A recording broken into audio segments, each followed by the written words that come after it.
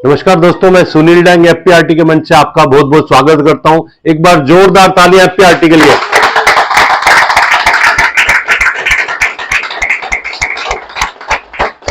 और जोरदार तालियां आप सब लोगों के लिए।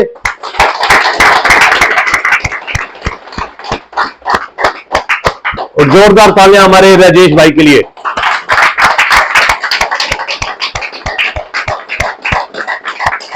और जोरदार तालियां आज के हमारे स्पीकर राकेश शर्मा जी के लिए।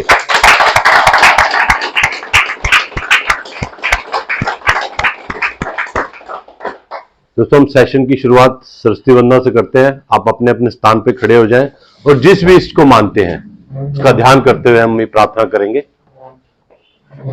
या कुंदेन्दु तुषार हार धवला, या शुप्रभा तामता, या वीणा वरदंड मंडित करा, या श्वेत पद्मासना, या ब्रह्माच्युत शंकरा प्रभृति देवै सदा वंदिता, सामा पातु सरस्वती भगवती निशेषजा या। Thank you friends, thank you. Take your seat, please settle down.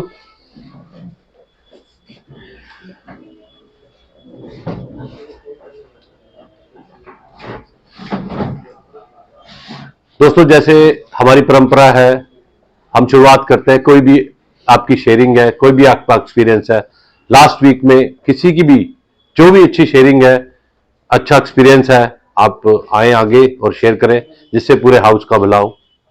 कौन आएगा आगे? आइए प्लीज, एक बार जोरदार तालियां। Good morning everyone. मेरा नाम पवनवीर यादव है, ब्रांच 120 कनाट प्लेस और resident Noida. Good morning sir.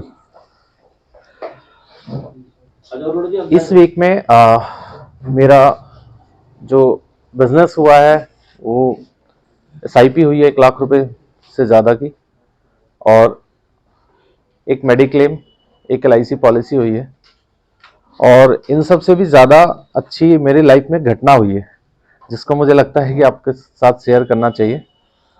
मेरे जो सबसे बड़े क्लाइंट हैं वो उन्होंने मुझे एक नंबर भेजा है कि मेरी मौसी जी हैं, कॉल करेंगे, आप बात कर लेना।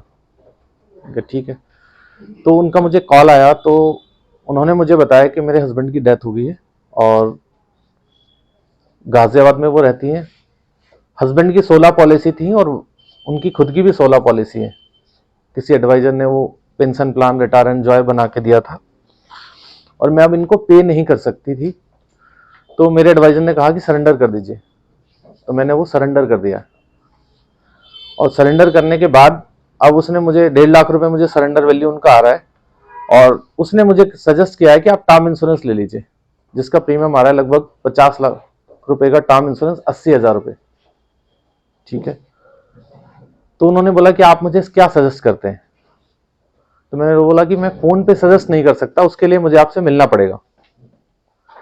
तो फिर मैं उनसे टाइम लेके उनके घर गया, मैंने उनसे काफ़ी बातें की। उन्होंने बोला कि मुझे 1.5 लाख रुपए कहाँ पे इन्वेस्ट करने चाहिए जिससे मेरा अच्छा खासा रिटर्न आ जाए, क्योंकि अब मेरी कोई इनकम नहीं है और मैं ये भी चाहती हूँ मेरा इंश्योरेंस बना रहे। तो मैंने कहा आपने पहले से इंश्योरेंस लिया हुआ था और आप ये चाहते हैं कि इंश्योरेंस बना रहे, तो आपने सरेंडर क्यों किया? कह रहे वो एडवाइजर ने कह दिया। ठीक है। फिर जब मैंने उनसे उनके बारे में पूछा कि आप ये बताइए आपकी कितनी प्रॉपर्टी है, कहाँ कहाँ पे है, क्या इनकम है, फैमिली इनकम क्या है, सारी चीजें जानने की कोशिश की, तो मुझे पता चला कि उनकी एक प्रॉपर्टी पड़ी है जो बंद पड़ी है। तो मैंने पूछा वो बंद क्यों पड़ी है? उसको रेंट आउट कर दीजिए, आपकी इनकम आ जाएगी। तो उन्होंने बोला कि उसमें 1.5 लाख रुपए का खर्चा है। तो मैंने कहा ये 1.5 लाख रुपए जो अभी आए हैं आपके पास सरेंडर से, जैसे आप इन्वेस्ट करना चाहती हैं वहां पे इन्वेस्ट कर दीजिए, ये 1.5 लाख रुपए लगाएंगे तो रेंटल इनकम आ जाएगी। कह रही ये बात तो मेरे माइंड में नहीं आई, किसी ने बताई भी नहीं। मैं तो ये सोच रही थी कि 1.5 लाख रुपए इन्वेस्ट करके यहाँ से जो पैसा आएगा उसे इन्वेस्ट कर दूंगी। तो उन्होंने बताया कि लगभग 15,000 रुपये रेंट आ जाएगा मुझे वहां से अगर 1.5 लाख रुपए में पेंट वेंट करवा दूंगी तो उस बात को सुन के बहुत खुश हुई। कह रही लेकिन आप आए थे और आपने समय भी दिया मुझे, और ये 1.5 लाख रुपए तो आपने प्रॉपर्टी में मेरी में लगवा दिए, तो अब आप खाली जाएंगे तो मुझे अच्छा नहीं लगेगा। आपने समय भी दे दिया तो मुझे बहुत शर्म आ रही है। फिर मैंने उनसे कहा कोई बात नहीं, मैं अपने जिस काम के लिए आया था मेरा आना सार्थक हो गया कि आपकी 15,000 रुपये महीना की इनकम जनरेट होगी ना, इतना रिटर्न कहीं और नहीं आ सकता था। तो मुझे बहुत खुशी है कि आपका जो चीज थी वो मैटर सोल्व हो गया। और फिर मैंने उनको बोला कि बेटा उनका जो है वो अभी स्टार्ट कर रहा था, तो मैंने कहा उसका इंश्योरेंस लीजिए। बट इन सब से जो परे उन्होंने मुझे बोला कि मैंने जो मेरे क्लाइंट हैं उनसे नंबर मांगा था कि मेरे को ऐसे इन्वेस्ट करना है तो क्या करूं, तो उन्होंने कहा एक नंबर आपको दे रहा हूं, उस बंदे से आप बात कर लेना। कह रहे मैंने उनसे जानने की कोशिश की तो उन्होंने बोला नहीं, उसी से बात करना, वही सब बताएगा। तो मैंने कहा कि पहली बार वो मेरे घर आएगा, मैं कैसे वो करूंगी। तो उसने कहा नहीं, एक बार आप उससे मिल लो, आपकी समस्या का सॉर्ट आउट हो जाएगा। तो कह रही अभी मुझे वो बात याद आ रही है।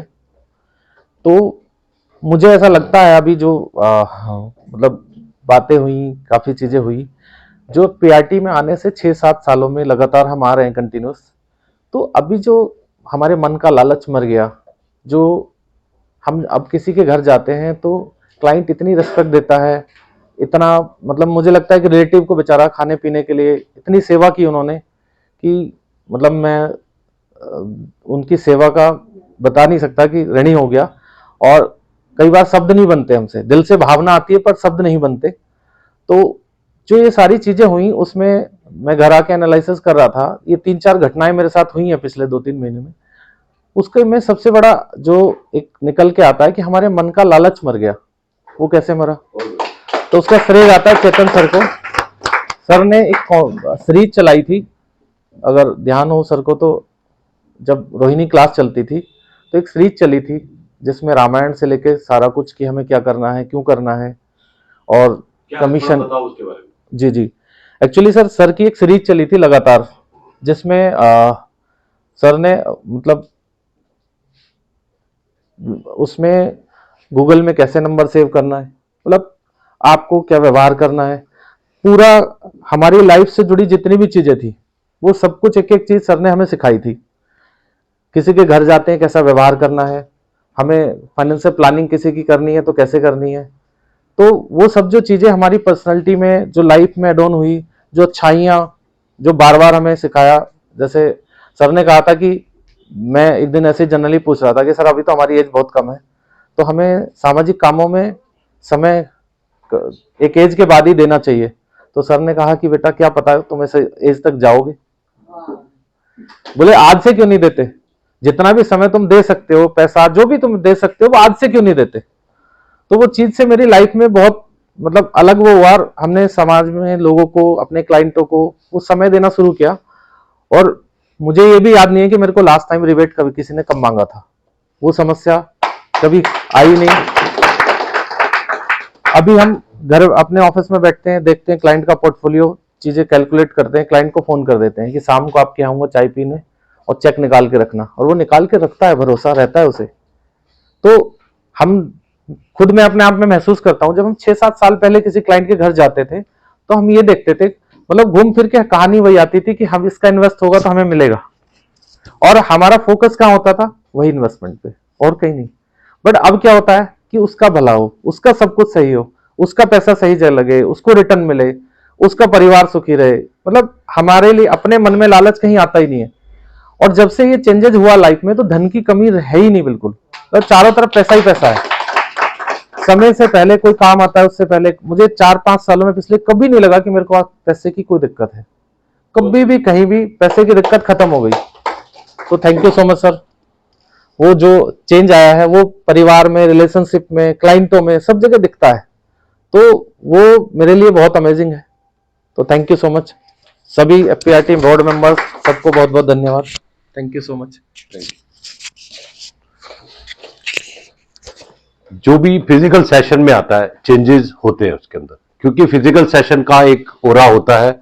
जब आप यहाँ आते हैं, अलग अलग लोगों से मिलते हैं, अलग अलग चेंजेस आपके अंदर आते हैं, हमें पॉजिटिविटी दिखती है क्योंकि मार्केट में नेगेटिविटी तो बहुत फैली है और वो देख देख के हमें वो इमोशंस आते हैं जिससे हमारी एनर्जी डिफीट होती है। तो दोस्तों यहां जो भी आएगा उसको फल तो मिलेगा ही मिलेगा। तो मैक्सिमम लोगों को अगर आपको फायदा होगा, जैसे आज भैया को फायदा हुआ है, इन्होंने आगे शेयर किया, और भी कोई भाई आगे आगे शेयर करना चाहता है, हम आनंद जी को आगे बुलाएंगे। आज बहुत दिनों के बाद हमारे बीच आए हैं। एक बार जोरदार तालियों से आनंद जी को आगे बुलाएंगे। आइए प्लीज। आनंद के पास तो बहुत कुछ है कहने के लिए, मेरे पास कुछ नहीं है। नमस्कार जी। मैं तो एक साल नहीं, लास्ट उसमें मिले थे हम लोग, जो अपना क्वार्टरली सेमिनार होता है उसमें मिला था। तो दोस्तों ऐसा अभी तो कोई दिमाग में था नहीं कि क्या बोलना है, कैसे बोलना है, लेकिन डैंग भाई ने खड़ा कर दिया है, सुनील जी ने, तो चलो। मैं अभी काफ़ी टाइम, वैसे तो हिसार से बिलोंग करता हूँ, और अभी 3 से 4 दिन गुड़गांव और एनसीआर में मेरे लग रहे हैं, क्योंकि मैंने अपनी ब्रोकिंग फर्म, जैसे सभी को पता है कि इंश्योरेंस ब्रोकिंग फर्म मैंने खोली है, और उसी में बिजनेस को बढ़ाने में मैं लगा हुआ हूँ। और गुड़गांव मैंने अपना ऑफिस भी खोला है, जीएमडी मेगापोलिस 48 सेक्टर में, सोना रोड के ऊपर। वहाँ है कोई 10 लोगों का स्टाफ अभी वहाँ पे हो गया है।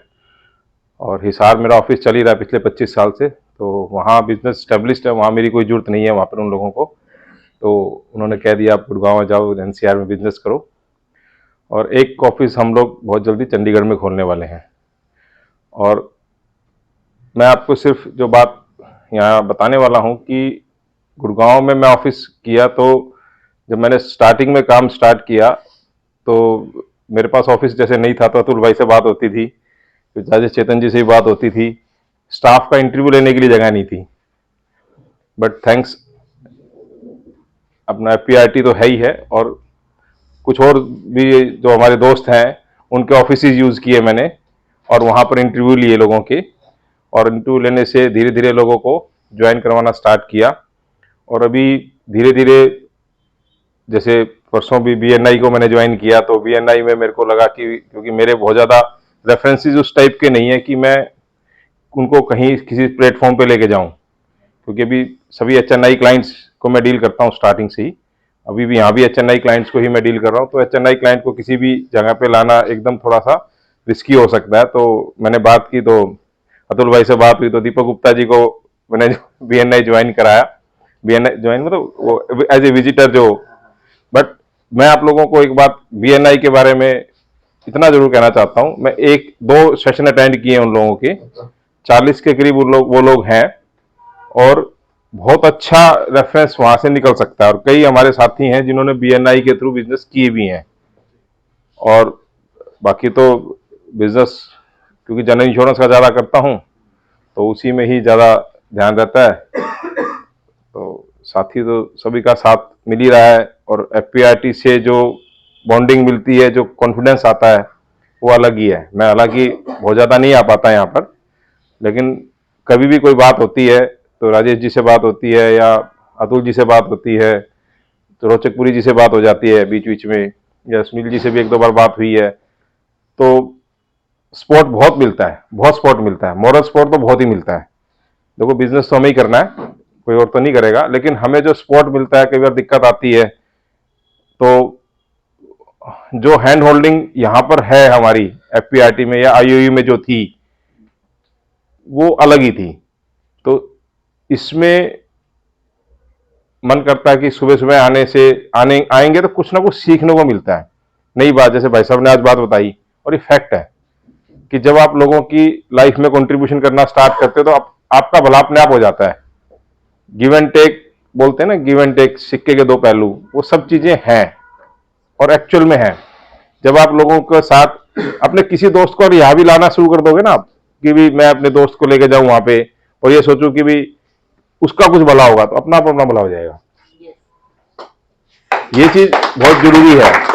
और जितना ज्यादा हम लोग जुड़ेंगे, आपस में जुड़ेंगे, उतना ज्यादा हमें बेनिफिट मिलेंगे। तो बहुत बढ़िया, बहुत बहुत थैंक यू।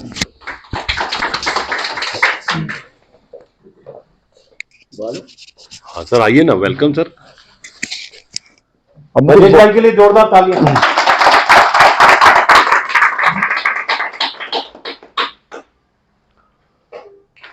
इतने ठंड में आप लोग सुबह सुबह बहुत दूर दूर से आते हैं और बहुत अच्छी अच्छी शेयरिंग मैं सुन रहा हूं अभी। और मेरे पास तो कहने के लिए कुछ ज़्यादा नहीं है, पर एक एक्सपीरियंस इस सप्ताह का मैं आप लोगों के साथ बांटना चाहता हूं। अभी इस सप्ताह में हम लोगों ने 30 लाख रुपए का ग्रुप मेडिक्लेम का प्रीमियम उठाया है। परसों हमको चेक मिला है।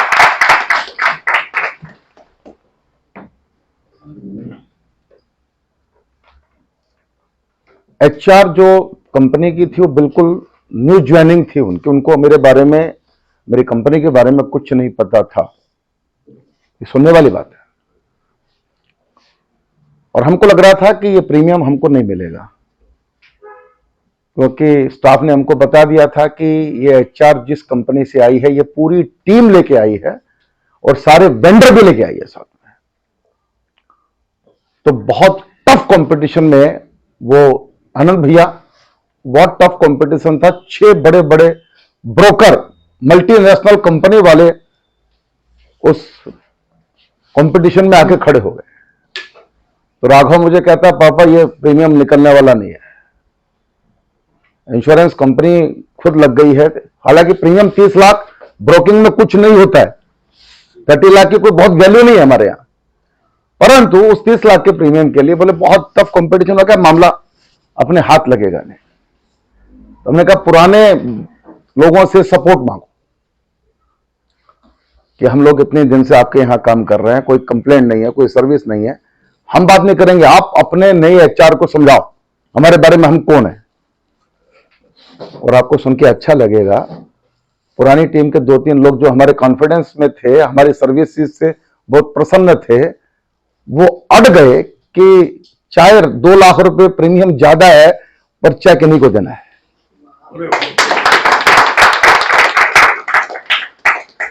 मैं ये बताना चाहता हूं कि सर्विसेज की वैल्यू क्या है, और उस टफ कंपटीशन से वो प्रीमियम निकाल के लाए। एक बात ध्यान रखिएगा, जो बात आज ये चर्चा हो रही है, ग्राहक के साथ खड़े हो जाओ बस, फिर सब चीजें गौण है। आज का सब्जेक्ट भी राकेश भाई ये लेने वाले हैं कि अमीर ग्राहक को क्या चाहिए, हम क्या बोलते हैं उसको, उसकी रिक्वायरमेंट क्या है, इसकी बात राकेश जी करने वाले हैं हम लोगों से। मैं बस आपसे एक ही प्रार्थना करना चाहता हूं, एपीआरटी ये भगवान का बनाया हुआ प्लेटफॉर्म है, इंसान ने नहीं बनाया इसको। तो इंसान तो सोचता है कि कुछ मिल जाए, कुछ इकट्ठा कर लो। मेरे विचार से भारत में इस तरह का प्लेटफॉर्म जो इंश्योरेंस एजेंट चलाते हैं, इंश्योरेंस एजेंट्स के भले के लिए चलाते हैं, किसी के जेब में कुछ नहीं जाता, सब यहां समय देते हैं, पैसा देते हैं, अपनी ताकत लगाते हैं। राकेश शर्मा जी आज जिस लेवल पे पहुंचे हैं, उनकी डेट खाली नहीं। लोग बहुत बड़े बड़े फीस के साथ उनसे कंसल्टेंसी करते हैं, बड़े बड़े सेमिनार में टिकट से उनको लोग सुनने आते हैं, पर एपीआरटी से उनकी मोहब्बत देखिए कि सुबह सुबह 8 बजे साउथ दिल्ली से चल के यहां आए होंगे, कितना जल्दी उठे होंगे ये। हालांकि ये योगी हैं, मैं जानता हूं बहुत जल्दी उठने वाले हैं। ये ताकत एपीआरटी की ही है कि राकेश शर्मा जी को हम मोहब्बत से बुला लेते हैं, बाकी किसी के पास ताकत नहीं है। तो बस मैं ये की प्रार्थना करना चाहता हूं कि जुड़े रहिए, ताकत बहुत बनेगी मिलके आपस की, प्यार से एक दूसरे के साथ जुड़े रहिए, आते रहिए क्लास में, आएंगे तो अपना भी भला होगा और दूसरे का भी भला होगा। Thank you. एक मिनट सर, अब राकेश जी को भी आमंत्रित करो। मैं करूं? हाँ। अच्छा, ये इसमें भाई एक पौधा है वो निकाल दो, प्लांट है। मेरे बीच में आज जो स्पीकर हैं राकेश शर्मा जी, हालांकि वो किसी परिचय के मोहताज नहीं है। मैं जानना चाहता हूं यहां कोई ऐसा भी है जो राकेश शर्मा जी को आज से पहले मिला नहीं, देखा नहीं, ऐसे कोई है क्या? Raise your hand.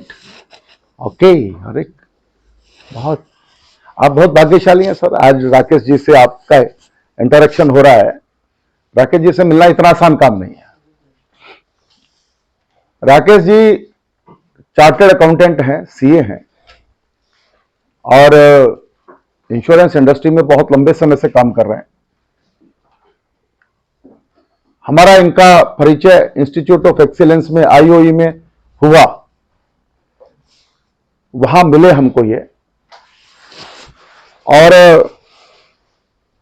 राकेश भाई योगी हैं, अयंगर योगा को फॉलो करते हैं, रिलेशनशिप के बादशाह हैं।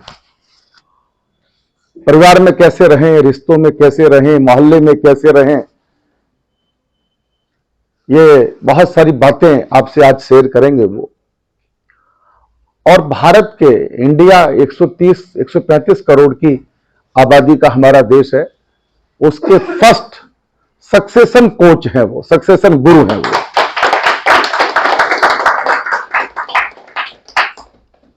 40-45 हजार करोड़ रुपया लगभग भारत सरकार के पास अनक्लेम्ड पड़ा है। ये पता कि नहीं आप लोगों को? जो कोई मांगने ही नहीं गया। क्यों नहीं गया? क्योंकि बाप ने बेटे को ये बताया नहीं कि ये मैंने क्रिएट किया है, ये अपना ही है। मैं अपना एग्जांपल देता हूं। मैं तोशाम, भिवानी के पास हिसार, और भिवानी और हिसार के बीच मेरा गांव है तोशाम। ऐसा कहते हैं मेरे पुरखे कि आधा गांव हमारा था, होगा, हमें क्या पता। मेरे पास तो 1 इंच जमीन नहीं है, क्योंकि हमारे पुरखों ने वो अगली पीढ़ी को ट्रांसफर करने का कोई प्रयास ही नहीं किया। तो जो जिसके पास थी उसकी रह गई।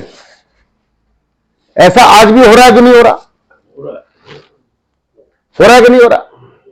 लोग ये मानते हैं कि हमको तो इस संसार में परमानेंट रहना है।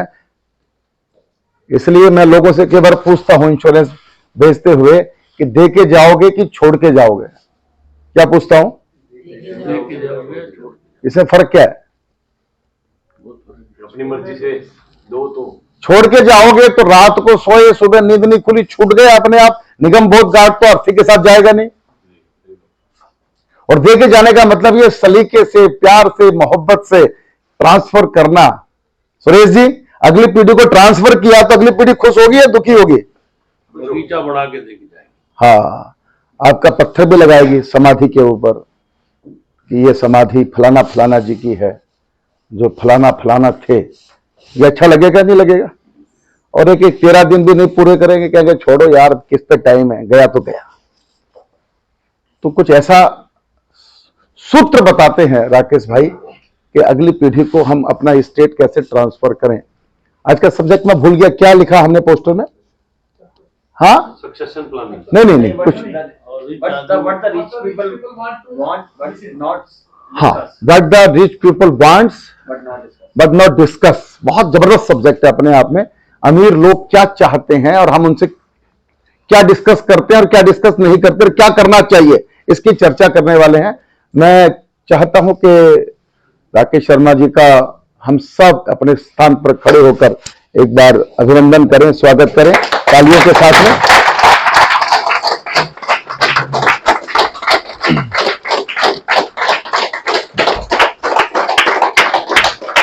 आप दोनों आ जाओ।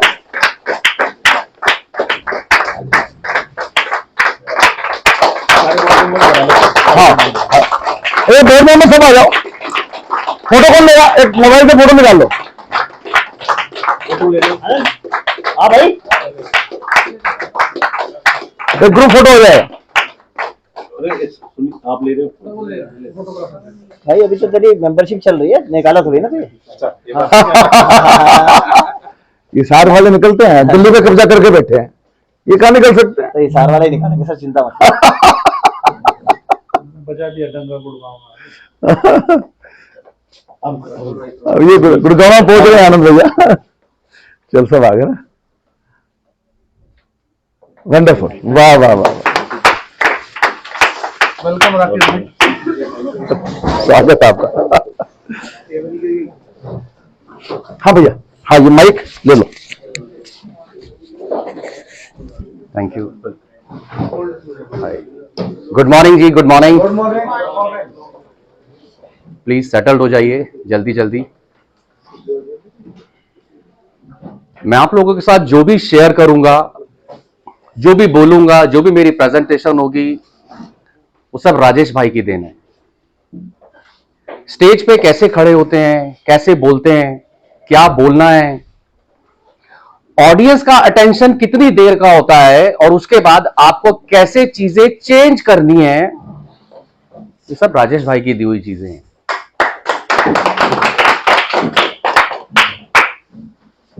आईओसी के अंदर सिर्फ कॉन्सेप्ट नहीं सीखे, कॉन्टेक्स्ट नहीं सीखा, लाइफ को ट्रांसफॉर्म किया है, बिकॉज वहां पे राजेश भाई और आप जैसे मेंटर थे। आज जो भी हूं आप लोगों के साथ शेयर करूंगा, डिकोड करूंगा, और मैं आपको बताऊंगा रिच पीपल आपसे क्या चाह रहे हैं, रिच पीपल आपसे क्या चाह रहे हैं, और अगर आपने उनको वो दे दिया तो आपके लिए अनलिमिटेड स्काई है पैसा कमाने का। रिच पीपल बहुत कम सर्विस की डिमांड करते हैं। मिडिल पीपल आपको धो देगा, और एक एवरेज पीपल आपसे इतना कुछ मांगेगा, इतना कुछ मांगेगा, ऐसा लगेगा कि जिंदगी में सिर्फ देने के लिए आए हैं। रिच पीपल आपसे समय नहीं मांगेगा, आपसे समय नहीं मांगेगा, आपका समय खराब भी नहीं करेगा। रिच पीपल आपकी इज्जत करेगा, और आप जो उसको प्रोवाइड करोगे ना, वो आपको मान ले, आपकी बात मान लेगा। लेकिन उसके कुछ स्टेप्स हैं, उसके कुछ स्टेप्स हैं, और वो आपको फॉलो करने पड़ेंगे। इंडिया के अंदर रिच पीपल को सर्व करने के लिए एरिया खाली पड़ा है, वहां पे कोई है ही नहीं, कोई है ही नहीं।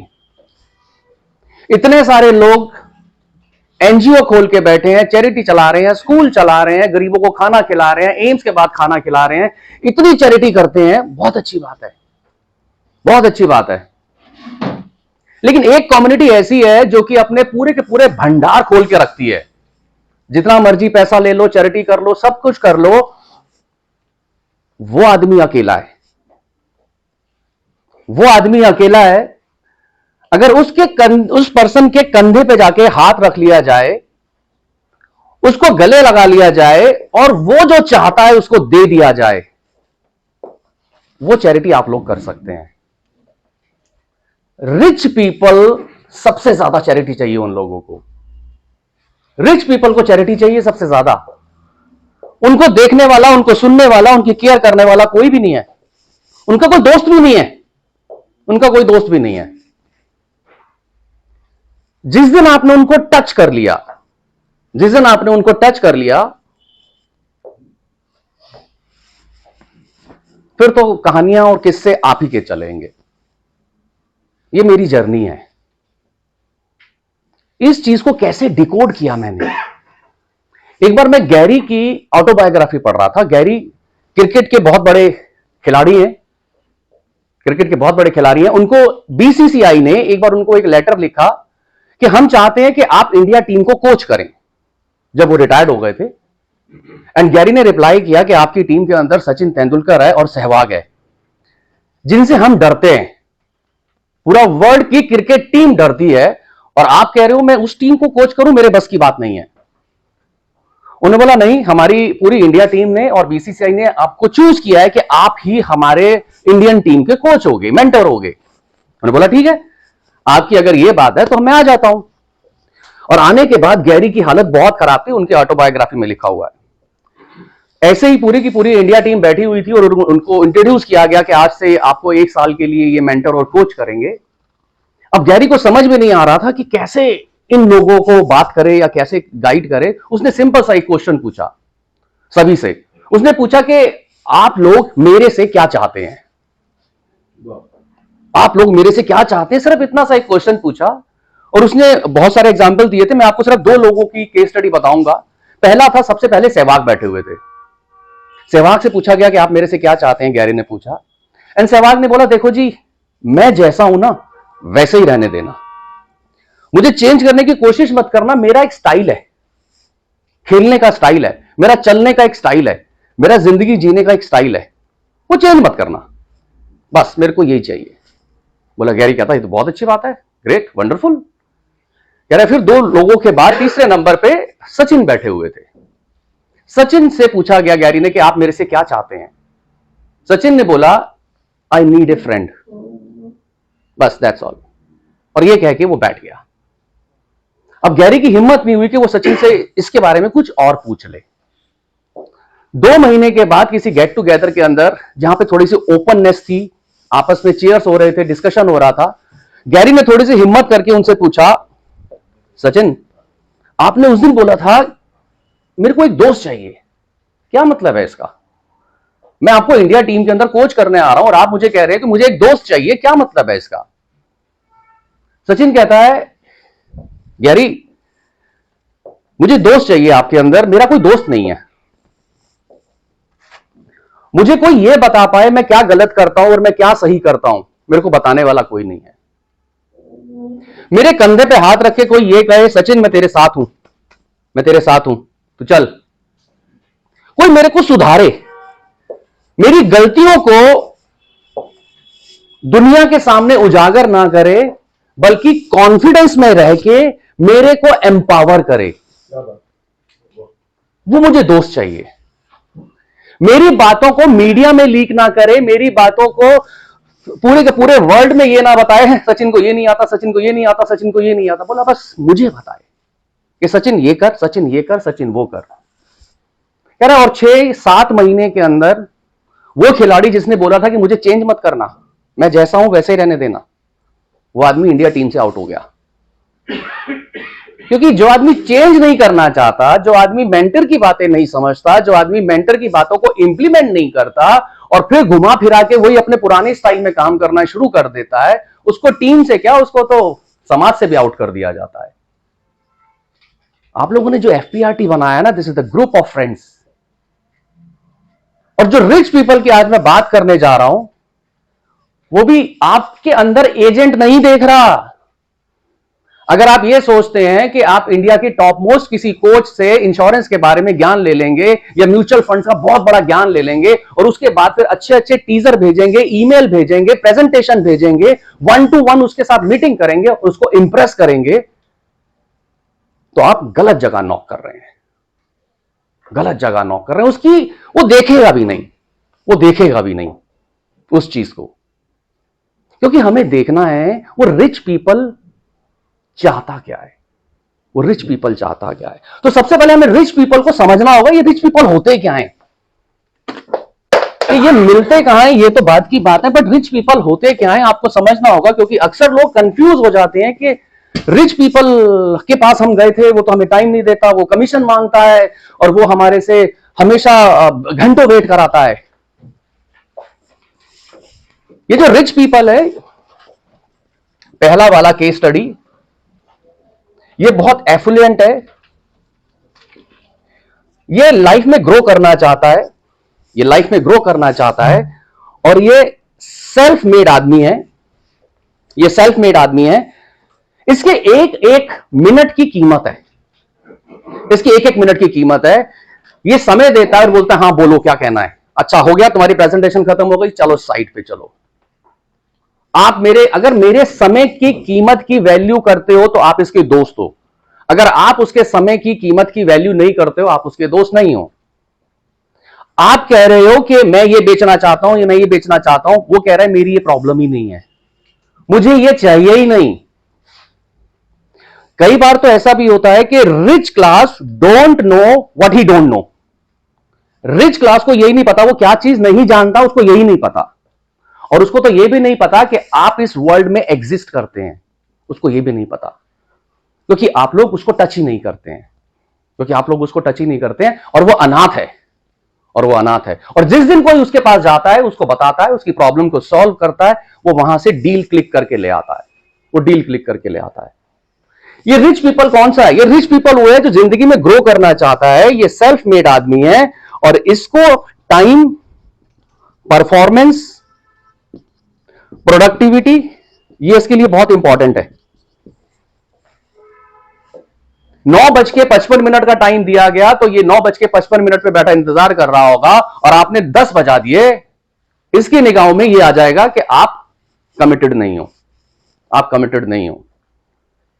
उसने आपको 9:55 का टाइम दिया, वो 10:15 बजे आया और आप 10:10 पे आए, वो लेट हो गया। लेकिन अगर आप लेट हो गए तो भी वो मान के चलेगा he is not a committed person.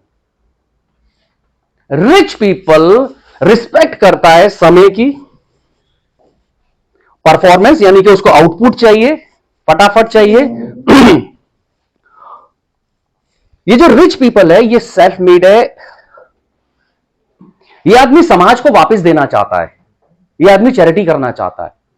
आप इस रिच क्लास को इसकी फैमिली के लिए या जिस एनजीओ को ये चला रहा है उसमें कुछ सपोर्ट कर दीजिए, या जो भी इसके पीपल हैं उसके बेनिफिट के लिए कुछ कर दीजिए, ये आपके लिए बिछ जाएगा। रिच पीपल के लिए कुछ आप कर दीजिए, ये आदमी बिछ जाएगा। जिस एनजीओ को ये चलाता है, जिस इंप्लॉई इसके पास हैं या जो इसकी फैमिली है, उसको आप कोई छोटा सा गिफ्ट दे दीजिए, उसका हेल्थ चेकअप करवा दीजिए, उसके साथ उसका कोई अच्छा सा अपॉइंटमेंट किसी डॉक्टर के साथ करा दीजिए। रिच पीपल अपने आसपास के लोगों की केयर करता है और अगर आपने उन लोगों की केयर कर ली तो ये आदमी हैप्पी हो जाएगा, ये आदमी हैप्पी हो जाएगा। रिच पीपल को हैप्पी करने का सबसे अच्छा तरीका होता है कि इसके पीपल की हेल्प कर लो। अच्छा, ये जो रिच क्लास है ये खुद बना है और ये डे बाय डे ग्रो करता जा रहा है। दूसरा कौन सा है, इसकी फर्स्ट जनरेशन या सेकंड जनरेशन, इस रिच क्लास की इसके बच्चे प्लस एक्स बिजनेसमैन का मतलब है कि कभी उसने कभी काम किया होगा, पैसा लगाया होगा, पैसा कमाया होगा, लेकिन आज की डेट के अंदर वो बिजनेसमैन नहीं है, आज की डेट में नहीं है। और वो जो जनरेशन फर्स्ट है और 2 है, ये क्या कर रही है, ये सिर्फ लाइफ को एंजॉय कर रही है, अपने बाप का कमाए हुए पैसे को ऐश कर रही है। इसकी जो थॉट है डिफरेंट है, इसकी जो थॉट है डिफरेंट है, इसके जो एक्शन है वो डिफरेंट है, इसकी जो नीड है वो डिफरेंट है। कई बार हम इस पर्सन को नॉक कर रहे होते हैं, इसी पर्सन को नॉक कर रहे होते हैं, इसी पर्सन को नॉक कर रहे होते हैं और ये हमें समय नहीं देता और ये हमारी को वैल्यू नहीं करता और हम बोलते हैं रिच क्लास तो थर्ड क्लास आदमी है, रिच क्लास तो कुछ समझता ही नहीं है। हम उसको कीमैन इंश्योरेंस पॉलिसी दे रहे हैं, हम उसको director and indemnity insurance policy दे रहे हैं, हम उसको प्रोडक्ट इंडेमनिटी इंश्योरेंस पॉलिसी दे रहे हैं और हम उसको इतने सारे प्रोडक्ट दे रहे हैं कि इंप्लॉय इंप्लॉयर को लेके ये कर ले वो कर ले, लेकिन वो समझता नहीं है, वो नहीं समझेगा, उसका कोर है ही नहीं, वो रिच क्लास है ही नहीं, वो तो अपने बाप के पैसे पे ऐश करने वाला एक अय्याश आदमी है और हम उसको नॉक करेंगे, वो हमारे कॉन्सेप्ट को नहीं समझेगा, वो हमारे कॉन्सेप्ट को नहीं समझ, तो ये रिच नहीं है, ये बॉर्न रिच है। तीसरा क्या है, मिडल मैन है, मिडल पर्सन है, एवरेज पीपल है, एवरेज पीपल है।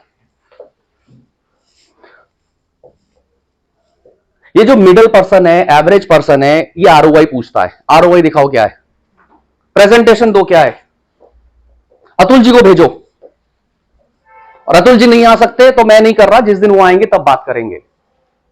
कंपटीशन है, अरे उसका भी आया था कोटेशन, उसका भी कोटेशन आया था, तेरा कोटेशन ठीक नहीं है, उसका ठीक नहीं है, वो मेरे गेट में कमीशन देके जा रहा है, वो मुझे इतना दे रहा है। मतलब ये आदमी इतनी सारी कहानियां सुनाएगा, ऐसा लगेगा कि यार हम कोई गलत लाइन में तो नहीं आ गए। ये जो पर्सन है ये ई क्लास मर्सिडीज में जाता है, ये पर्सन ई क्लास मर्सिडीज कार में जाता है। इस आदमी के पास प्राइवेट जेट प्लेन है। ये आदमी जब भी ट्रैवल करता है तो नॉर्मल इकोनॉमी क्लास में नहीं जाता, ये तो बिजनेस क्लास में जाता है। ये segment day by day India में ग्रो करता जा रहा है, ये सेगमेंट इंडिया में ग्रो करता जा रहा है। इससे बड़ी खुशी की बात और क्या हो सकती है, इससे बड़ी खुशी की बात और क्या हो सकती है। सिर्फ इंडिया ही एक ऐसी कंट्री है जहां पर ये वाला सेक्टर ग्रो कर रहा है, बाकी जगह कहीं ग्रोथ नहीं है, बाकी जगह कहीं ग्रोथ नहीं है, श्रिंक हो रहा है। All over the world rich class shrink हो रहे हैं। इंडिया के अंदर 7,000 अल्ट्रा नेटवर्थ इंडिविजुअल, HNI नहीं, अल्ट्रा यानी कि 5,000 3,000 करोड़ के से ऊपर के जो लोग हैं 6,000 7,000 ऑलरेडी अचीव हो चुके हैं और वो मल्टीप्लाई हो रहे हैं। उनको टच करने वाला कोई भी नहीं है, उनको टच करने वाला आप में से कोई भी नहीं है। शायद एक दो लोग हैं जो नागपुर से उनके पास तक पहुंच गए हैं, बाकी प्रिपेयर ही नहीं है ना, बाकी प्रिपेयर ही नहीं है कि इन लोगों को चाहिए क्या प्रोफेशनल से, ये कौन सी बातें सुनना चाहते हैं, किस तरीके से आपकी प्रेजेंटेशन चाहते हैं, किस तरीके से आप इनको आधे घंटे के अंदर इंप्रेस कर सकते हो, दैट्स ऑल। उसके बाद अपन चाहे हेल्थ पे काम करेंगे या चैरिटी पे काम करेंगे या कुछ और करेंगे, अपने को वो चीज डिकोड करनी है, आप में से कितने लोग हैं जो इस बढ़ती हुई मार्केट को कैटर करना चाहते हैं? Just raise the hand, beautiful. आपने थोड़ा लेट किया, थोड़ा मतलब सोच रहे हैं कि करें ना करें, ऐसा है? नहीं, ऐसा नहीं, करना चाहते हैं। ये वाली जो क्लास है ये अनाथ है, ये सचिन तेंदुलकर जैसी लोग हैं, यहां पर ये लोग दोस्त को ढूंढ रहे हैं, अब वो दोस्त क्या होता है? सर्विस सेक्टर के अंदर जिसके अंदर आप हैं, आपको ऐसा क्या करना होगा कि ये आपसे एक ही बार में फ्लैट हो जाए। हमें आपसे उनके कुछ रूल समझने होंगे, और उस रूल को अगर आपने इंप्लीमेंट कर लिया तो ग्रोथ है। ये जो पर्सन है ना, ये रिच क्लास पर्सन जो है, ये एवं ही काम नहीं कर रहा, ये सिर्फ पैसा कमाने के लिए काम नहीं कर रहा, इसके बिजनेस चलाने के पीछे एक रीजन है, जिस आदमी के पास ऑलरेडी 1,000 करोड़ है उसे बिजनेस करने की क्या जरूरत है? जिस आदमी के पास ऑलरेडी 500 करोड़ है, 1,000 करोड़ है, 10,000 करोड़ है, मैं जिन कस्टमर को डील करता हूं वो 300 करोड़ से लेके 31,000 करोड़ के लोग हैं, उनके अपने चार्टर प्लेन है, चार्टर से आते जाते हैं, मेरे से ज्यादा वो मेहनत करते हैं। मैं तो खैर क्या मेहनत करता हूंगा, चाहे आप सजीव जिंदल की बात करें, चाहे आप पार्थ जिंदल की बात करें, किसी भी बिजनेस ओनर को उठाइए, 63 एज में ऐसा लगेगा कि यार ये तो 29 साल का लड़का है। और जब वो स्टील की बात करता है, रियलिटी की बात करता है, जब उसकी दोनों डॉटर्स बिजनेस की बात करते हैं, तो ऐसा लगता है यार और कितना कमाओगे। एंड जब सजीव जिंदल की वाइफ ये बोलती है कि हमें तो इतने करोड़ की चैरिटी करनी है और हमें हॉस्पिटल्स खोलने हैं और हमें ये भी करना है और हमारे को स्पोर्ट्स के ऊपर भी एक एकेडमी खोलनी है फ्री की, तो आपको लगेगा यार पैसा कर क्या रहे हैं ये लोग। इन रिच पीपल का एक स्टाइल है पैसा कमाने का, पैसा खर्च करने का, और किन लोगों को ये अपने आसपास रखते हैं सर्विस प्रोवाइडर, उसका एक क्राइटेरिया है। अगर आप उस क्राइटेरिया में फॉल कर गए, अनलिमिटेड स्काई है, तो वो अब आते हैं वो कौन से 5 पैरामीटर्स हैं जो कि ये लोग चेक करते हैं एक सर्विस प्रोवाइडर के अंदर, जो आप लोग हैं, वो कौन से पैरामीटर्स हैं? नंबर 1,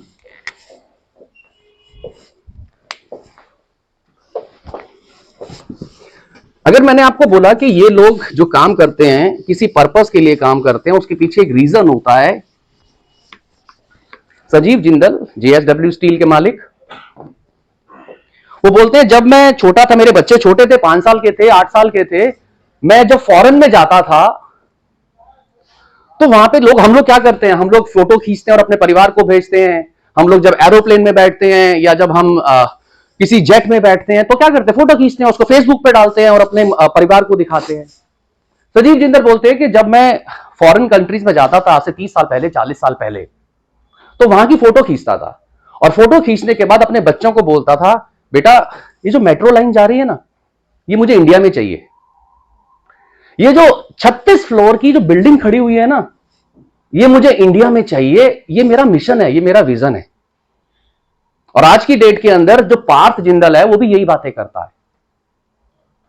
वो सीमेंट देख रहा है, वो पेंट देख रहा है, वो स्पोर्ट्स एकेडमी देख रहा है, उसकी ग्रूमिंग वैसे ही हुई है, वो अपने लिए काम नहीं करते, वो कंट्री के लिए काम करते हैं। वो हिंदुस्तान की 130 करोड़ की जनता के लिए काम करते हैं। उनका जो मिशन, जो पर्पस होता है, अपनी वेल्थ बढ़ाना नहीं होता, दुनिया की टेक केयर करना होता है। इसको कॉर्पोरेट लैंग्वेज में बोला जाता है the purpose of a businessman. आपका पर्पस क्या है? आपकी स्टोरी क्या है इस बिजनेस के अंदर, आप क्यों आए हैं? अगर आपने अपनी स्टोरी बना रखी है, अगर आपने अपना पर्पस डिफाइन कर रखा है, इस रिच क्लास के दिल में घुस जाएंगे आप, इस रिच क्लास के दिल में घुस जाएंगे। आप कह रहे जी मेरा जी मैं तो बस जी वो ले लिया जी, इंश्योरेंस ले लिया मैंने, एफपीआरटी के अंदर आ गया जी, और मैंने ये म्यूचुअल फंड करता हूं। क्यों करते हैं? बस ये लोगों का भला करने के लिए करता हूं, बस इतनी सी ये स्टोरी है। बस ये जो रिच पीपल है ना, they want your story, they want your purpose. अगर ना तो आपकी स्टोरी है और ना आपका पर्पस है, बस आप काम कर रहे हैं कि हाँ जी ये बेचने आ जाऊं, ये देने आ जाऊं, ये आपकी लाइफ चेंज कर दूं। सर अगर कोई मर गया तो परिवार में क्या होगा, और मेडिक्लेम कर रहे हैं, ये कर रहे हैं, वो कर रहे हैं, हर बार product sale, product sale, product sale और product sale. Rich class hate करता है जो आदमी सेल करता है। Rich people hate. अगर आप उसको कुछ बेचना चाह रहे हैं, आप उसको टीजर भेज रहे हैं, आप उसको ईमेल भेज रहे हैं, ही हेट। अगर आपने उसको भेजना ही है, उसको ये बताओ आपका मिशन क्या है, आपका पर्पस क्या है, बनाइए ना छोटी सी एक क्लिप बनाइए, और उस क्लिप को जिए, आप जियो, उस क्लिप को जियो। So what is the purpose of your life? What is the purpose you are doing this business? आपका विजन क्या है, आपका मिशन क्या है इस बिजनेस को लेके, जो आप सर्विस प्रोवाइड कर रहे हो क्या है?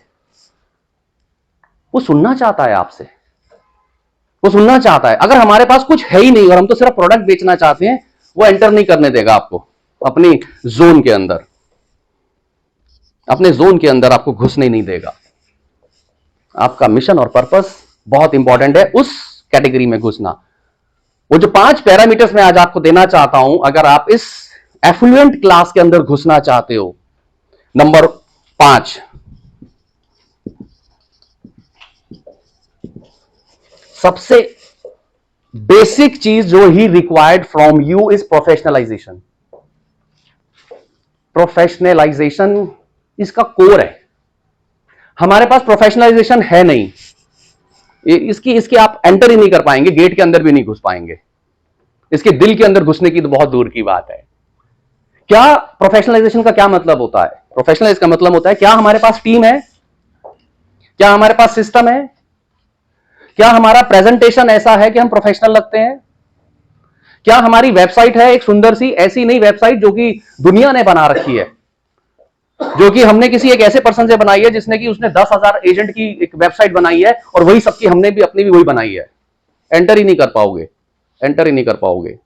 क्या हमने उसको कस्टमाइज अपने पोर्टल पे लॉगिन दिया है, जहां पर कि उसको यह लगता है कि वाह सारा मेरा डाटा सेफ है और ये सारे का सारा यहां है ना? क्या हमारे पास ऐसी टीम है कि भाई अगर वो उसकी टीम या वो अगर कोई बात करना चाहता है तो मेरी ईए उसको रिप्लाई करे, मेरा पर्सनल सेक्रेटरी उसको रिप्लाई करे? क्या मैंने उस पर्सन को एक डेडिकेटेड मैनेजर दिया हुआ है? डेडिकेटेड मैनेजर का मतलब होता है सर आपकी और आपकी फैमिली का कोई भी क्वेश्चन हो, कुछ भी हो, अगर मैं नहीं हूंगा, वैसे तो मैं फोन उठाऊंगा, अगर मैं नहीं होता हूं तो ये मेरे मैनेजर हैं। ये मैनेजर मैंने आपको स्पेसिफिकली आपके और आपके परिवार के लिए डेडिकेटेड किया है। ये मैनेजर आपकी पूरी फैमिली को जानते हैं, जो भी हमने ऑलरेडी पॉलिसीज या जो भी इन्वेस्टमेंट्स की हुई हैं ये सब जानते हैं। And this person is well trained, well trained. अच्छा से कपड़े पहनते हैं, अच्छे से सूट पहनते हैं, गुड मॉर्निंग करते हैं, गुड नाइट करते हैं, सर्व करते हैं। दिस इज कॉल्ड प्रोफेशनलाइजेशन की शुरुआत। प्रोफेशनलाइजेशन की शुरुआत। सिर्फ बड़ी गाड़ी लेने से प्रोफेशनलाइजेशन नहीं बन जाते, सिर्फ बड़े बड़े सूट या अच्छे अच्छे कपड़े पहनने से नहीं हो जाते। हमारे को अपने माइंड सेट के अंदर लेके आना होगा what my client want. My client want professionalisation in my services, in my services. मेरा क्लाइंट, जो रिच क्लास है, रिच क्लास को कभी आप थोड़ा सा ना समझने की कोशिश कीजिए। ये आदमी खाना खाने कहां जाता है? ये आदमी खाना खाने कहां जाता है सर? 5 मतलब जो ये रिच क्लास होती हैं, खाना खाने या तो घर से खाएंगे, अगर घर से नहीं है 5 स्टार में जाएंगे, 7 स्टार में जाएंगे। ये लोग कहां रहते हैं? रिच क्लास की बात कर रहा हूं मैं। ये लोग कहां रहते हैं? ऑब्वियसली बात है कि बहुत अच्छी जो एरिया में मार्केट जैसे गुड़गांव या मतलब गुड़गांव हुआ, साउथ एक्स हुआ, पॉश एरिया में रहते हैं, पॉश एरिया में रहते हैं। अब जरा इनको आप विजुअलाइज कीजिए। ये आदमी अपने घर की तरफ जा रहा है, घर की तरफ जा रहा है, गाड़ी में बैठा है। आगे कौन गाड़ी चला रहा होगा? ड्राइवर चला रहा होगा, ठीक है। ये गाड़ी चल रही है, ये अपने डीएलएफ के अपने माहौल में घुस रहा है कैमेलिया मॉल के अंदर घुस रहा है, अब कैमेलिया रेजिडेंशियल एरिया के अंदर घुस रहा है, वहां पे जो इसका गेट है ऑटोमेटिक खुल जाएगा, क्योंकि गेट के आगे सेंसर लगा हुआ है, जो गेट में सेंसर लगा हुआ है और इसकी गाड़ी में सेंसर लगा हुआ है, अपने आप खुल जाएगा। फिर ये थोड़ा सा और जाएगा, वहां 3 लेयर ऑफ सिक्योरिटी है, 3 लेयर ऑफ सिक्योरिटी के अंदर ऑटोमेटिकली ये जाता जाएगा, इसको पता भी नहीं चलेगा, स्मूथली ये जाता जाएगा। फिर उसके बाद ये अपनी लिफ्ट में जाएगा और अपनी लिफ्ट में जाके अपनी वॉच से सिर्फ ऐसे करेगा और जो उसकी प्राइवेट लिफ्ट है वो खुल जाएगी, जो कि किसी और के बंदे से नहीं खुलेगी, किसी और पर्सन से नहीं खुलेगी। फिर ये अपने रूम में जाएगा और रूम में जाके अपनी वॉच को सिर्फ ऐसे करेगा और इसका डोर खुल जाएगा। और रिच क्लास 40 करोड़ रुपए देता है कैमेलिया में एक घर खरीदने के लिए। 40 करोड़ रुपए का सिर्फ वो रॉ है, फिर उसके बाद 30, 32, 40 करोड़ रुपए वो ऊपर लगाता है उसकी इंटीरियर के लिए, उसके इंटीरियर के लिए। प्लीज समझिए ये आदमी क्या देख रहा है, ये आदमी फ्रिक्शनलेस मूवमेंट मांगता है। रिच क्लास फ्रिक्शनलेस मूवमेंट मांगता है कि भाई साहब उसका काम रुकना नहीं चाहिए, उसका काम रुकना नहीं चाहिए। जब वो चले, सर ये काम हो गया, सर ये काम हो गया, सर ये काम हो गया, सर ये काम हो गया। उसने जब जो चीज मांगी उसको तभी मिल जानी चाहिए। ये 5 स्टार होटल के अंदर जाता है, वहां पे उसको A to Z सिस्टमैटिक ढंग से उसको सर्व होता है और ये बहुत खुश होता है। 40 रुपए की चाय के लिए ये 1400 रुपए देके आता है और चाय आधी वहीं छोड़ देता है क्योंकि टेस्ट नहीं था। इस आदमी की मेंटेलिटी को समझिए। इस आदमी को जिंदगी में जिस समय जो चाहिए वो मिलना चाहिए। इसको फ्रिक्शन पसंद नहीं है, इसको डिस्टरबेंस पसंद नहीं है, इस पर्सन को नो पसंद नहीं है, इस पर्सन को, रिच क्लास वाले को नो पसंद नहीं है। वो क्या, वो बोल रहा है कि अच्छा एक काम करो 8 बजे आ जाओ।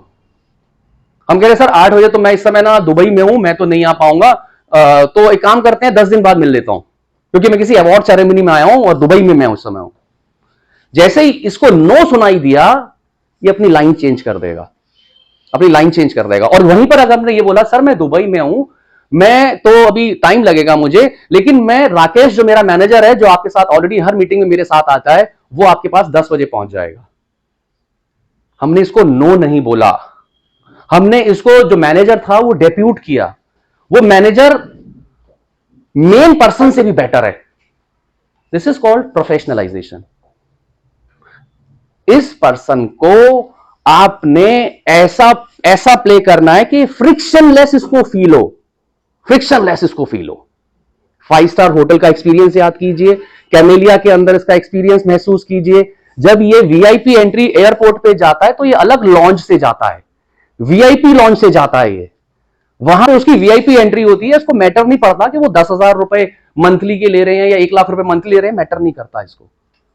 इसको क्या चाहिए? फ्रिक्शनलेस मूवमेंट चाहिए, इसको फ्रिक्शनलेस मूवमेंट चाहिए। ये आदमी इन्वेस्टमेंट करना चाहता है और ये कह रहा है कि अच्छा मेरे को ना 10 करोड़ रुपए इन्वेस्ट करने हैं, और ये अपने सीए को बोल रहा है, अपने कंसल्टेंट को बोल रहा है एक काम करो मेरे को 10 करोड़ इन्वेस्ट करने हैं, मुझे बताओ कहां करने हैं। 4 दिन तक इसका कंसल्टेंट रिप्लाई नहीं करता। वो तो अपने दोस्तों से पूछ रहा है यार ये 10 करोड़ का आया, कौन सा प्रेजेंटेशन दूं, कब दूं, कैसे दूं, क्या पहन के जाऊं। उसने जैसे ही पूछा उसको इमीडिएटली चाहिए। हम कह रहे हैं सर आपके साथ मिलेंगे, मैं आपके घर पे आऊंगा, मैं आपके साथ ये करूंगा, मैं आपके साथ वो करूंगा। हमें क्या लग रहा है कि हम उसके साथ 1-to-1 करेंगे ना, 1-to-1 के अंदर काम करेंगे। This person is a rich class people. उसके पास समय की कमी है, इसके पास समय की कमी है। जब ये आदमी डिमांड करता है आपको सर्व करना होगा, ये वेट नहीं करता, ये नो सुनने का आदी नहीं है, ये नो सुनने का आदी नहीं है। आपको इसको सर्व करना पड़ेगा। आप टीम रखिए, आप मैनेजर रखिए, अब अपनी वेबसाइट अच्छी बनाइए, अपनी प्रेजेंटेशन अच्छी कीजिए, अपने वर्ड्स अच्छे रखिए कि क्या बोलते हैं क्या नहीं बोलते हैं। प्रोफेशनलाइजेशन एक अपने आप में बहुत बड़ा चैप्टर है, इसमें क्या होना चाहिए पूरी चेकलिस्ट है उसकी, लेकिन आज मैं आपको सिर्फ कॉन्टेक्स्ट देना चाह रहा हूं, आपको पता होना चाहिए। प्रोफेशनलाइजेशन का मतलब प्लीज ये मत समझना कि टीजर भेजना होता है। इतने इरिटेट करते हैं टीजर जब वो किसी रिच क्लास के पास जाता है, वो ब्लॉक कर देता है। आप बहुत अच्छे सर्विस प्रोवाइडर हैं, आप दिल से बहुत अच्छे हैं, आप चैरिटी करते हैं, आप हर चीज से बहुत अच्छे हैं, प्लस रिच क्लास को समझो, उसके पास समय नहीं है, उसको फालतू की चीजें नहीं चाहिए, और वो अकेला है। उसको आपके प्रोडक्ट की जरूरत भी है, लेकिन हम कभी एसोसिएशन का कुछ भेज रहे हैं, कभी उसको कुछ भेज रहे हैं, कभी उसको नया प्रोडक्ट के बारे में भेज रहे हैं, अगर तूने पॉलिसी नहीं कराई तो तेरे परिवार का क्या होगा वो भेज रहे हैं। वो देखता भी नहीं है और इरिटेट होता है। आपने प्रोफेशनलाइजेशन कर लिया, आपने ऑफिस बना लिया। ऑफिस का मतलब जरूरी नहीं है कि बहुत बड़ा ऑफिस होना चाहिए। आज की डेट के अंदर को वर्किंग स्पेस के अंदर बहुत सस्ते ऑफिस मिलते हैं, 1600 रुपए, 3200 रुपए, 3000 रुपए के अंदर इतनी बढ़िया कोवर्किंग स्पेस के अंदर आपको बिजली, पानी, telephone, wifi, printer, conference room इतने अच्छे मिलते हैं कि अगर आपने क्लाइंट को वहां बुला भी लिया तो आपको प्राउड फील होगा। जरूरी नहीं है कि आपको खुद सारे का सारा इंफ्रास्ट्रक्चर डेवलप करना है, बट आपकी लुक प्रोफेशनलाइजेशन वाली होनी चाहिए। एक बार आपने प्रोफेशनलाइजेशन ले लिया, फिर उसके बाद क्लाइंट आप में क्या देख रहा है, रिच क्लास वाला आदमी क्या देख रहा है, या उसको आपको क्या देना है।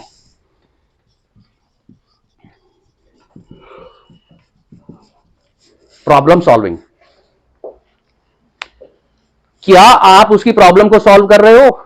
आपने ऑफिस बना लिया, इंफ्रास्ट्रक्चर बना लिया, ट्रेनिंग कर ली, आपने बहुत सारे कोर्सेज कर लिए, आपने दुनिया भर की नॉलेज ले ली, बट माई क्वेश्चन इज, क्या आपने उसकी प्रॉब्लम को डायग्नोज किया? What is his problem? और उस प्रॉब्लम का सोल्यूशन दिया या नहीं दिया, या जो लोकल दुनिया को जो आप मैसेजेस दे रहे हो वही मैसेजेस उसको दे रहे हो? हमारे को उसकी प्रॉब्लम का सोल्यूशन देना है। वो कह रहा है कि भाई साहब मेरी एक डॉटर है, बहुत ध्यान से सुनिएगा, वो कह रहा है जी मेरा एक सन है और मेरी एक डॉटर है, मेरे जाने के बाद सब कुछ सन का है, और राकेश शर्मा ने मुझे बहुत अच्छा बता दिया कि हमने क्या क्या बनाना है, कैसे करना है सन को देने के लिए, सक्सेशन प्लानिंग मेरी कर दी। और वो आपसे पूछ रहा है भाई मेरी ये डॉटर है, इस डॉटर को मैं हर महीने 5 लाख रुपए देना चाहता हूं, इसको आज भी मैं 5 लाख देना चाहता हूं और मेरे मरने के बाद भी इसको हर महीने 5 लाख मिलता रहे। कब से? आज से। और जब ये ना रहे तो जो भी अमाउंट है वो मेरे सन के पास वापस आ जाए, और मेरा जो बेटा, मैं जब ना रहूं, फादर कह रहा है मैं जब ना रहूं तो मेरे बेटे की जेब से ये 5 लाख नहीं जाने चाहिए, और ये जो पैसा है जो मेरी डॉटर को जाएगा, इसके लिए प्रिंसिपल जो भी इन्वेस्ट करना है, ये इसका हस्बैंड और इसकी इन लॉज इस पैसे को तोड़ ना पाए। उसकी प्रॉब्लम है, ये उसकी ये प्रॉब्लम है, और हम उसको पॉलिसी बेच रहे हैं। हम उसे कह रहे हैं ये वाली पॉलिसी ले ले, अच्छा ये नहीं है, ये म्यूचुअल फंड ले ले। ये म्यूचुअल फंड ले लेगा ना तो इससे क्या होगा कि ये हम डॉटर के लिए रखेंगे। वो कह रहा है भाई मेरी बात समझ, मेरे को प्रोटेक्शन चाहिए, मेरे को प्रोटेक्शन चाहिए कि उस चीज को आप कभी भी तोड़ ना पाओ, और मेरी डॉटर को कोई भी प्रेस करके उस पैसे को तोड़ ना पाए, और इसको 5 लाख रुपए हर महीने मिलते रहे। मुझे ऐसा प्रूफ चाहिए कि जब हमारी गवर्नमेंट ऑफ इंडिया फेल हो तो ये फेल हो। और हमारा दिमाग कहां चल रहा है? पॉलिसी बेचने में लग रहा है, और हमारा दिमाग चल रहा है प्रोडक्ट बेचने में। उसकी प्रॉब्लम को समझना, उस प्रॉब्लम का ऐसा सोल्यूशन देना जिससे कि उसके जितने भी क्वेश्चन है वो एक ही बार के अंदर आंसर हो जाए, और अगर नहीं हो रहे तो हम उसके साथ 1 to 1 करेंगे, या उसकी आस को पूछेंगे, उसके दोस्त बनेंगे और उसकी आस को पूछेंगे। प्रोफेशनलाइजेशन से सिर्फ काम नहीं चलता, प्रोफेशनलाइजेशन के बाद जो अगला सब्जेक्ट होता है, आपको उसकी प्रॉब्लम को सॉल्व करना आना चाहिए। इस समय कॉर्पोरेट वर्ल्ड के अंदर कोई भी नहीं है ढंग का, ओपनली बोलता हूं मैं आपको, कि जो कीमैन इंश्योरेंस पॉलिसी पे काम कर ले, जो कीमैन इंश्योरेंस काम करे।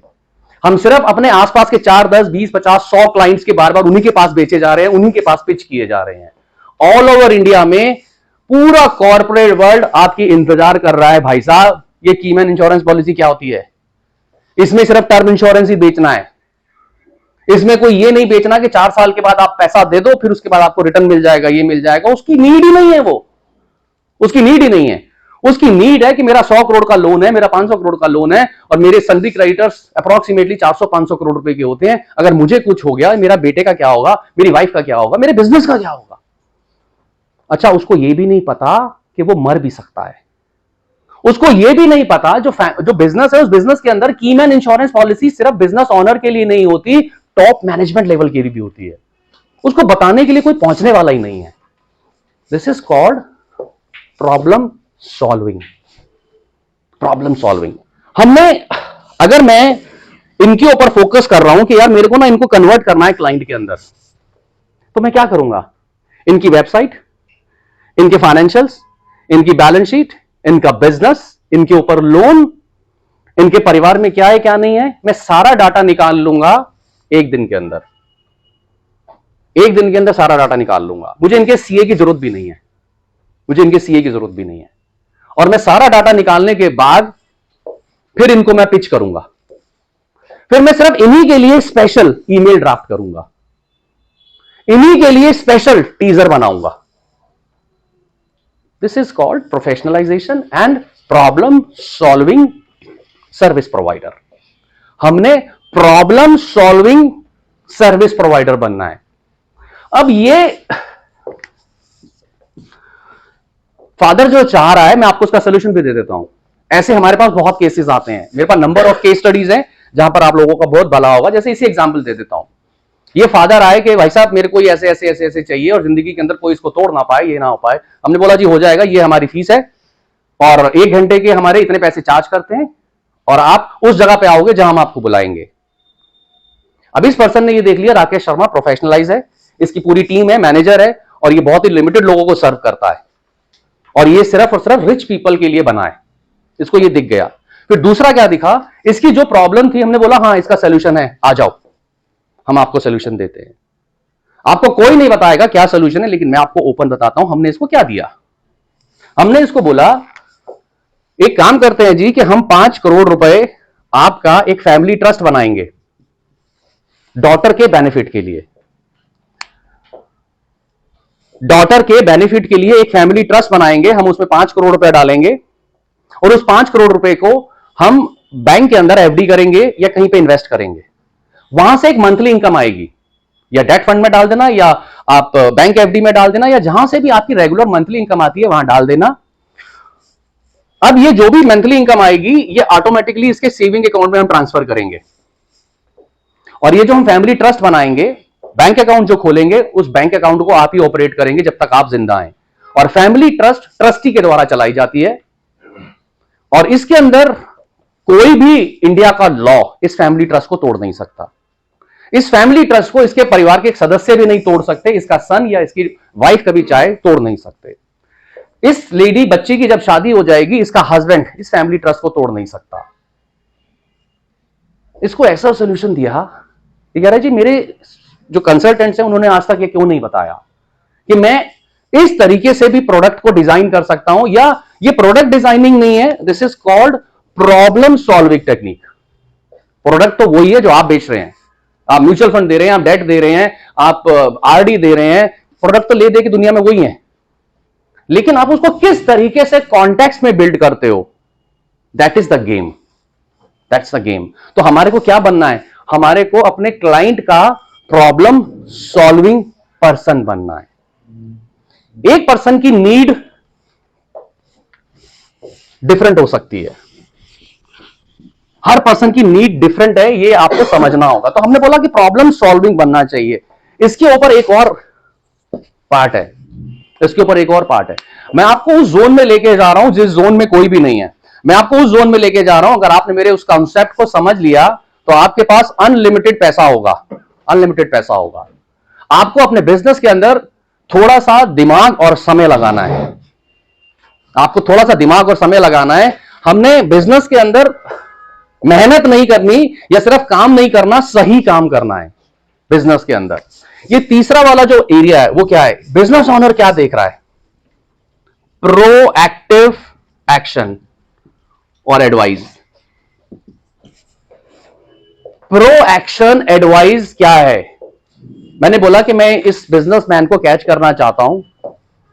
मैं अपनी टीम को बोलूंगा कि यार इसकी ना 10 कंपनियां हैं, इस पर्सन की 10 कंपनियां हैं। मैंने कहां से निकाला, आरओसी की साइट से निकाल लिया, सिर्फ इनका नाम डाला, इनका नाम डाला, वहां से मुझे डिन नंबर मिलेगा। उस डिन नंबर से मैं आरओसी की साइट पे जाके इनका डिन नंबर डालूंगा, मुझे पता चल जाएगा ये आदमी कहां कहां डायरेक्टर है इंडिया के अंदर, किस किस कंपनी के अंदर डायरेक्टर है। फिर वहां से मैं 50 रुपए पे करके उसकी हर कंपनी की बैलेंस शीट को उतार दूंगा, डाउनलोड कर लूंगा। और उस बैलेंस शीट को डाउनलोड करने के बाद राकेश शर्मा अपनी टीम को बोलेगा प्रोएक्टिव एक्शन के अंदर, ये बताओ इसके ऊपर लोन कितने हैं, ये बताओ इसने क्या क्या प्लेज किया हुआ है, ये बताओ क्या इसने पर्सनल गारंटी भी दी हुई है? ये बताओ इसकी फैमिली में कौन कौन है? ये बताओ ये इसकी टर्नओवर कितनी है? इसकी टीम साइज कितना है? सारी चीजें अवेलेबल है, सारी चीजें अवेलेबल है, फ्री में अवेलेबल है। 50 रुपए क्या होते हैं? हम कह रहे नहीं, हम तो उसके ना सीए से मिलेंगे, सीए इंफॉर्मेशन नहीं देता, उसका कंसल्टेंट इंफॉर्मेशन नहीं देता, ये नहीं आता, वो नहीं आता। आपको जरूरत ही कहां है उससे मिलने की? आपका जो रिच क्लास का जो आपका जो बिजनेस ऑनर है वो क्या चाह रहा है? वो प्रोएक्टिव एक्शन आपसे चाह रहा है।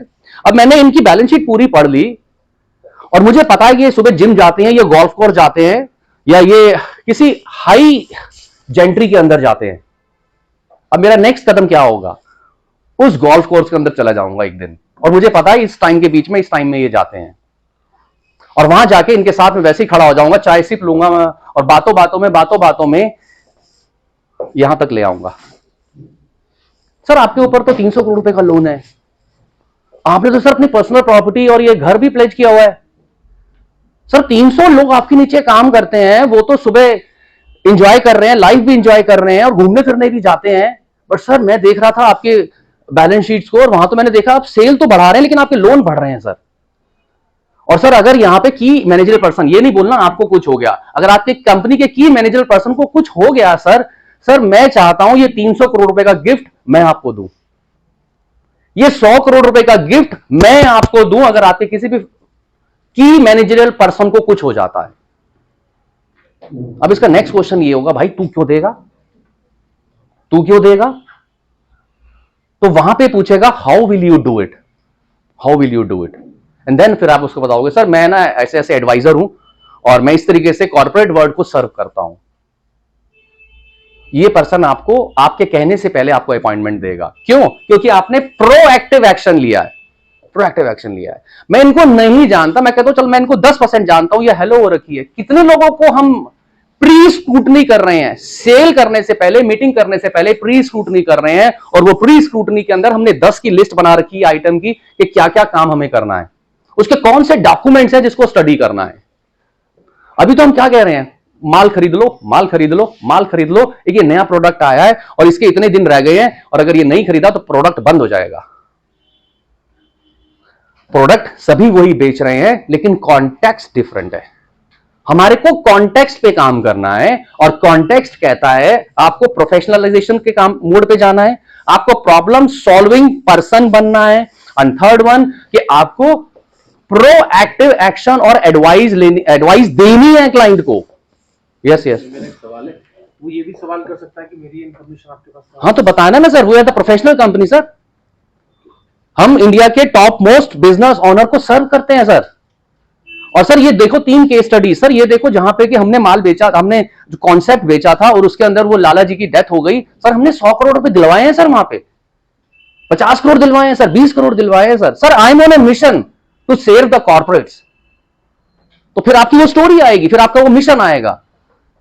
आपने सारा माल नहीं बेचना, सारे इंप्लॉय, सारे दुनिया के 130 करोड़ की जनता आपकी कस्टमर नहीं है, दुनिया हिंदुस्तान की 130 करोड़ की जनता आपकी कस्टमर नहीं है। आपको सेगमेंटाइज करना है, who is my client, who is my customer, सिर्फ उसी पे फोकस करेंगे। थैंक यू, सिर्फ उसी पे फोकस करेंगे। अगर आप सिर्फ और कॉर्पोरेट पे ही फोकस कर लो, अपनी टीम को उसी हिसाब से बिठा लो और उसी हिसाब से उसकी प्री स्क्रूटनी करनी शुरू कर दो, प्रॉब्लम सॉल्विंग और प्रोएक्टिव एक्शन में अंदर आ जाओ, इतना धंधा है, इतना बिजनेस है, इतना पैसा है, संभाले नहीं संभलेगा, संभाले नहीं संभलेगा। लेकिन अपने को अप्रोच या कॉन्टेक्स्ट जो रिच पीपल को चाहिए वो क्रिएट करनी होगी, वो क्रिएट करनी होगी। और उसके लिए मैं आपको एक चीज बता दूं, बहुत ज्यादा नॉलेज नहीं चाहिए। मैं बहुत सारे एजेंट्स के साथ, बहुत सारे प्रोफेशनल लोगों के साथ मिलता हूं, आज हमने ये कोर्स किया, आज हमने ये कोर्स किया, आज ये कोर्स किया, आज ये कोर्स किया, आज ये कोर्स किया, जिंदगी पूरी कोर्सेज में चली गई। आपके कस्टमर को चाहिए क्या भाई, वो उसके ऊपर मास्टरी कब करोगे? आपकी मार्केटिंग स्किल, आपकी प्रेजेंटेशन स्किल, आपकी नेगोशिएशन स्किल कब काम करोगे उसके ऊपर? कब तक वही सेम टीजर भेजते रहोगे जो सारे के सारे एजेंट भेज रहे हैं, और फिर हम कहते हैं कि रिजल्ट नहीं आ रहा, या हमारे को हाई टिकट कस्टमर नहीं मिल रहा। हाई टिकट कस्टमर आपकी वेट कर रहा है, आपकी वेट कर रहा है, लेकिन हम उसको टच करने के रूल्स नहीं जान रहे। तो यहां पे हमने प्रोएक्टिव एक्शन लेने हैं। मुझे पता चल जाता है कि ये लाला जी रिच है और इन्होंने मेरी वेबसाइट पे गए थे, इन्होंने मेरी वेबसाइट पे जाके कुछ एक चीजें देखी हैं, और जो चीज देखी है उसके अंदर इन्होंने पर्टिकुलरली ये वाला सेक्शन पे गए हैं। ये सारा मुझे कहां से पता चल जाता है? मेरा लैंडिंग पेज है, लैंडिंग पेज के अंदर सीओ सर्च है, सीओ सर्च के अंदर मेरा सारा डाटा मेरे पास आ जाता है कि कौन से पर्सन ने मेरी कौन सी वाली साइट पे जाके क्या चीज देखी और कितनी चीज देखी। अब अगर किसी पर्सन ने 5 मिनट मेरी साइट पे जाके कुछ चीज देखा तो इसका मतलब वो इंटरेस्टेड है ना। अब मेरा नेक्स्ट क्या बनता है? उसको मैं ऐसी अपनी कस्टमाइज वीडियो भेजूंगा जिसके अंदर सिर्फ उसी सब्जेक्ट के बारे में मैंने कुछ बोला होगा। उसके पास समय क्या है? अरे वीडियो पे बैठा है, वो व्हाट्सएप पे बैठा है, यूट्यूब पे बैठा है, और वो मैं उसको बहुत ही शॉर्ट के अंदर बताऊंगा, 3 मिनट के अंदर उसको बताऊंगा कि उसकी प्रॉब्लम का सॉल्यूशन ये है। अब हमने कब सीओ सर्च किया अपनी वेबसाइट का? कब किया है? अभी तो वेबसाइट ही हम लोगों में से कईयों के पास नहीं है। बेसिक है प्रोफेशनलाइजेशन, एंड प्रोफेशनलाइजेशन के अंदर बेसिक है सीओ सर्च।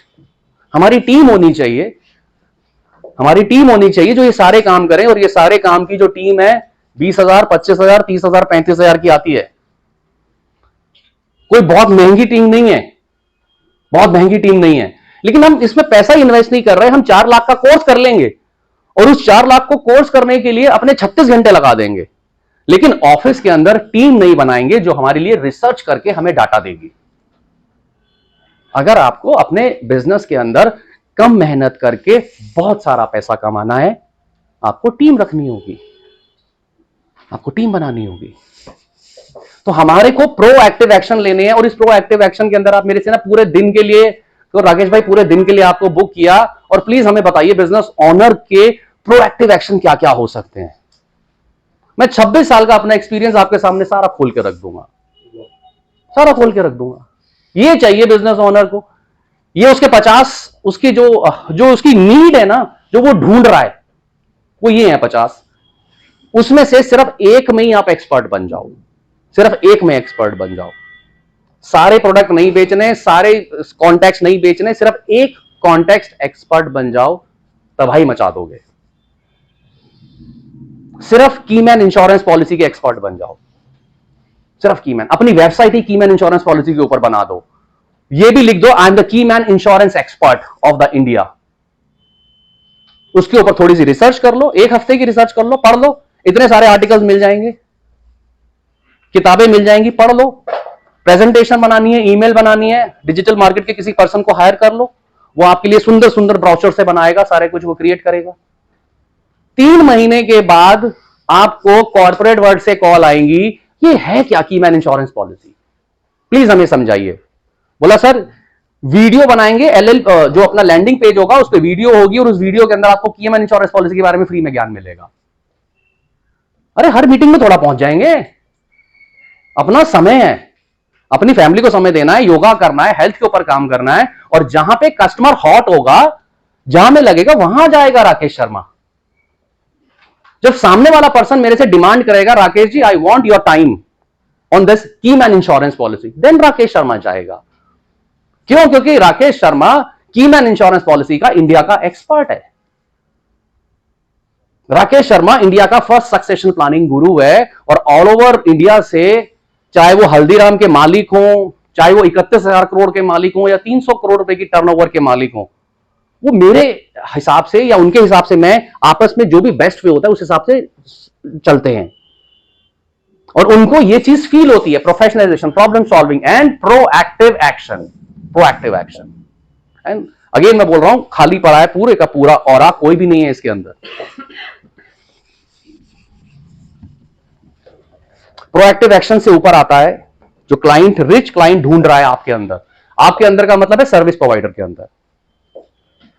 मैं इंडिया के इस समय टॉप मोस्ट कंसल्टेंट्स, प्रोफेशनल्स, उनको और उनके बच्चों को कोच कर रहा हूं। इंडिया के टॉप मोस्ट कंसल्टेंट और उनकी फर्स्ट जनरेशन जो कि बिजनेस में आ गई है लेकिन उनका मन नहीं है, या वो धंधा अभी ढंग से कर नहीं रहे हैं, उनको कोच कर रहा हूं कि किस तरीके से आपने बिजनेस करना है, परिवार में कैसे चलना है, बिजनेस में कैसे चलना है, समाज में कैसे चलना है, आपका सेटअप कैसा होना चाहिए, आपका फैमिली चार्टर कैसा होना चाहिए, आपकी लुक कैसी होनी चाहिए, जब आप बात करो कितनी देर के लिए बात करोगे और किस कॉन्टेक्स्ट में बात करोगे। ये सारी एफ्लुएंट क्लास है। एफ्लुएंट क्लास है। एफ्लुएंट क्लास का मतलब है रिच क्लास है। दे पे मी लाइक एनीथिंग, दे पे मी लाइक एनीथिंग बिकॉज उनकी प्रॉब्लम सॉल्विंग पे काम कर रहा हूं। They don't know what they don't know, उनको पता ही नहीं है, उनको पता ही नहीं है उस चीज के बारे में। और उसमें जब मैं प्रोएक्टिवली उनके लिए कोई काम करता हूं, एडवाइस करता हूं, तो बोलते हैं राकेश भाई डन है और आप ये शुरू करो और आप हमारे सीएफओ को अपनी इनवॉइस भेज देना, and then no discount and no bargaining. Rich class के अंदर ये जो बार्गेनिंग बिन है ना, डस्टबिन है, होता ही नहीं है। बार्गेनिंग होती नहीं है रिच क्लास के अंदर। कोई डिस्काउंट की बात नहीं होती है, कोई कंसेशन की बात नहीं होती है। जो आप बोलोगे इट्स ओके, इट्स ओके। अगर आपने 100 करोड़ रुपए का उनको कीमैन इंश्योरेंस पॉलिसी बेची, it's okay, it's okay.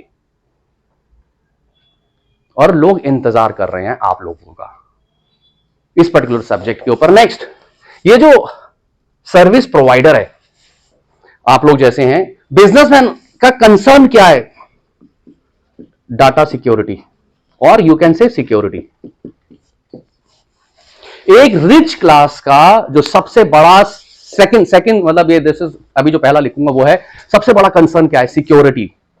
Security of his family, security of his income, the security of his wealth, security of his data, security of his employ, security of his employ कि वो लोग वो आपके साथ 10 साल 20 साल 25 साल 30 साल काम करे। ये बिजनेस ओनर का कंसर्न है। उस बिजनेस ओनर को अगर मैं ऐसा प्लान दे दूं कि सर एक आदमी आपके साथ 5 साल तक रहता है तो हम ये देंगे, 10 साल तक रहता है तो हम ये देंगे, और 20 साल तक रहता है और ये देंगे, और देखो सर हमने ये कॉन्टेक्स्ट बिल्ड किया है। ये ना तो ग्रेचुटी है, ग्रेचुटी फंड जो एलआईसी का है वो तो अलग, जो आप दे रहे हो वो अलग है। इसके अलावा हमने ये कॉन्टेक्स्ट सेट किया है एम्प्लॉय एम्प्लॉय रिलेशन के अंदर कि आपको, आपकी टीम को 20 साल तक आपके साथ रहे। ये हम उसको 5 चीज देना चाहते हैं सर। इन 5 चीजों में से सर आप बताओ आपको क्या बेस्ट लगता है? और वो 5 चीजें वर्ल्ड क्लास होंगी, वर्ल्ड क्लास होगी। उस 5 में से जो उसको हिट करेगा फिर उसके ऊपर काम करेंगे। आप समझो बिजनेस ओनर की, रिच क्लास की security is the big concern. लेकिन हम उसको क्या बेच रहे हैं? तू मर गया तो, अरे मरने के अलावा उसके बहुत सारे सिक्योरिटी कंसर्न है।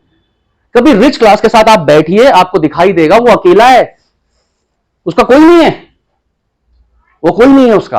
अगर आपने उसके फियर के ऊपर काम कर लिया। कुछ लोग ऐसे हैं जो समाज में बड़े स्केल पे आना चाहते हैं, चैरिटी करना चाहते हैं, अपनी बुक छापना चाहते हैं, या नेशनल या इंटरनेशनल स्टेज पे आते हैं, और अगर आपने उनकी हेल्प कर दी, उनको बोला सर बुक छप जाएगी, नाम आपका, फोटो आपकी, वो खुश हो जाते हैं। उनको बोलो सर आप आधे घंटे की अपनी ना स्पीच तैयार करो और फ्लो में आप बोलो, स्पीच के अंदर जो भी आप बोलोगे उसको किताब में कन्वर्ट करा देंगे और उसको प्रोफेशनल एडिटर से उसको ठीक करवा देंगे। एंड सर 20,000 रुपए खर्चा आएगा, उनको बताने की जरूरत भी नहीं है। और किसी बड़े से, किसी अच्छे से फंक्शन के अंदर उनकी वो बुक लॉन्च करवा दीजिए। जिंदगी भर के लिए आप खरीद लोगे उनको, जिंदगी भर के लिए खरीद लोगे। क्यों? क्योंकि तो उनकी तो अंदर से एक डिजायर थी कि दुनिया उनके बारे में जाने, दुनिया उनके बारे में जाने। उसके लिए क्या करना है? अरे मेरा एक क्लाइंट है, वो बुक पब्लिशर है, उस बुक पब्लिशर के पास एडिटर है, उसके पास सारी किताब छापने का मटेरियल है, और मैंने क्या किया, मैंने तो इनकी जो सिक्योरिटी थी, जो इनका कंसर्न था, वो उजागर करने के लिए मैंने वो कर दिया। अब ये क्लाइंट कहां जाएगा मेरे से दूर? मैंने इसके एम्प्लॉइज को लॉन्ग टर्म तक रखने के लिए एक एचआर कंसल्टेंट दे दिया। मैंने इनकी कंपनी की पॉलिसी बना दी, कल्चर पॉलिसी बना दी। अच्छा, मैं ये खुद नहीं बना रहा, हमारे को नेटवर्क ऑफ कंसल्टेंट अपने साथ रखने होंगे। अगर आप रिच पीपल को सर्व करना चाहते हो तो आपको नेटवर्क ऑफ गुड कंसल्टेंट अपने साथ रखने होंगे। आपको सीए की जरूरत है, सर ये रहा। सर आपका ट्रिब्यूनल में केस फंस गया, सर ये रहा। आपको बुक छापनी है, सर ये लो। आपको एम्प्लॉय परेशान कर रहे हैं, आपको कोई कल्चर नहीं है, केपीआई नहीं है, केआरए नहीं है, आपका परफॉर्मेंस मैट्रिक ट्रैक नहीं है, सर ये लो। ये पर्सन है जो आपके लिए सारा कर देगा। सर ये नॉर्मल मार्केट से 3 लाख रुपए लेता है इस काम के, लेकिन मेरे कहने पे आपसे 2 लाख रुपए ले लेगा, और आप इससे मीटिंग कर लो। रिच क्लास की जो सिक्योरिटी है उसके ऊपर वर्क कर दो। ये आदमी आपके लिए बिछ जाएगा।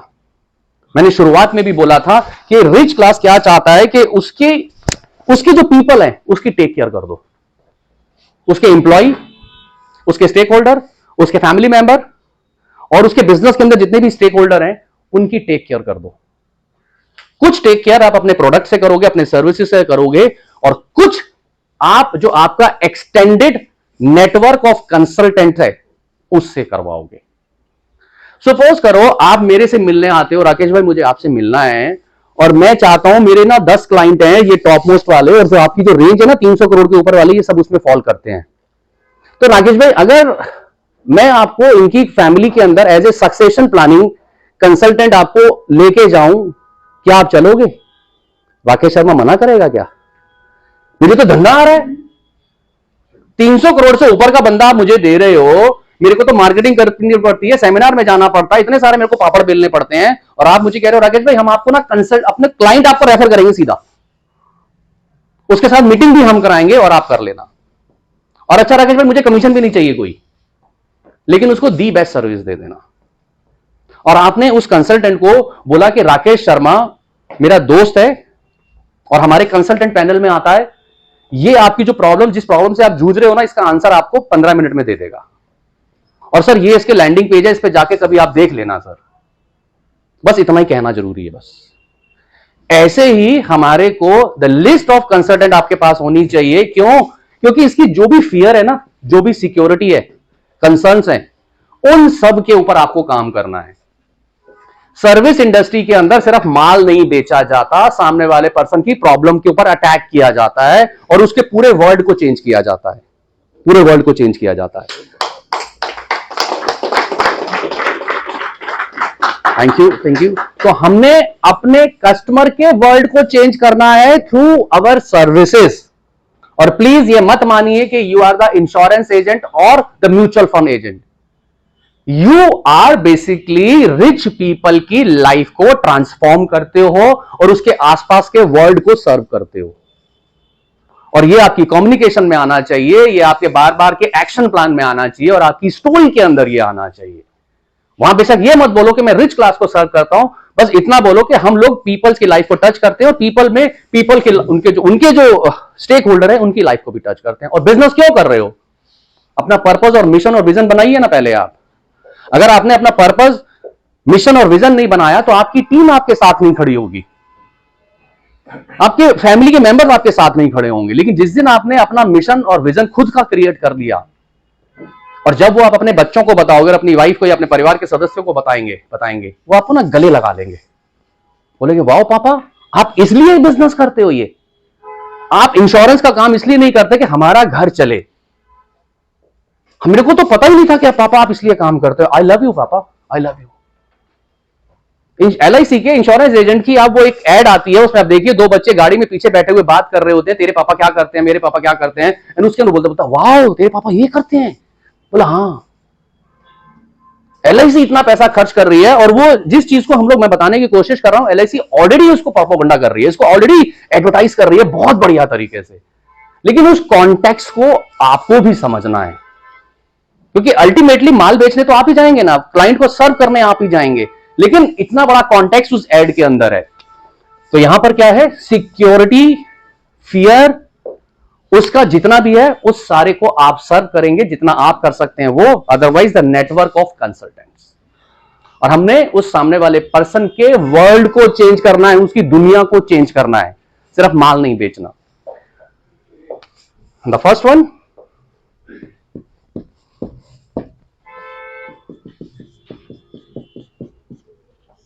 Elite consultant. हमारा पर्पस क्या है भाई? जो सामने वाला पर्सन है ना, उसको ऐसा एक्सपीरियंस होना चाहिए जब राकेश शर्मा से वो डिस्कस कर रहा है, राकेश शर्मा हर किसी पर्सन के लिए अवेलेबल नहीं है, वो तो सिर्फ बहुत ही लिमिटेड लोगों के लिए अवेलेबल है। वो तो सिर्फ बिजनेस क्लास के पास आता है, और बिजनेस क्लास के अंदर भी शर्त है प्राइवेट जेट होना चाहिए, किसी एसोसिएशन में वैसे ही नहीं चले जाना। क्यों? क्योंकि अपनी एक क्या बोलते हैं ना, एक डिग्निटी मेंटेन करनी है, एक लाइफस्टाइल मेंटेन करना है अपना। और अपने को 130 करोड़ जनता नहीं चाहिए इंश्योरेंस के लिए, हमारे को तो सिर्फ 5000 लोग चाहिए। आज की डेट के अंदर कॉर्पोरेट वर्ल्ड के अंदर बोला जाता है less is more is the new growth hack. इसको समझने के लिए बहुत समय लगेगा, कहना क्या चाहता है।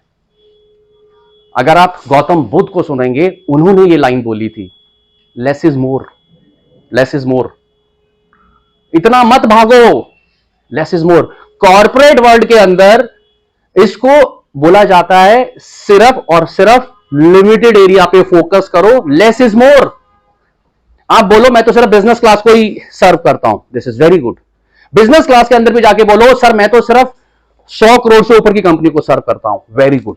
फिर उसके बाद नेक्स्ट बोलो कि सर एनसीआर के अंदर जो 100 करोड़ से ज्यादा की कंपनियां हैं, मैं सिर्फ उन्हीं को पहले अगले 6 महीने में सर्व करूंगा और उनको कॉर्पोरेट वर्ल्ड के अंदर क्या सोल्यूशन दे सकता हूं उनके प्रॉब्लम्स का, सिर्फ उसी पे काम करूंगा।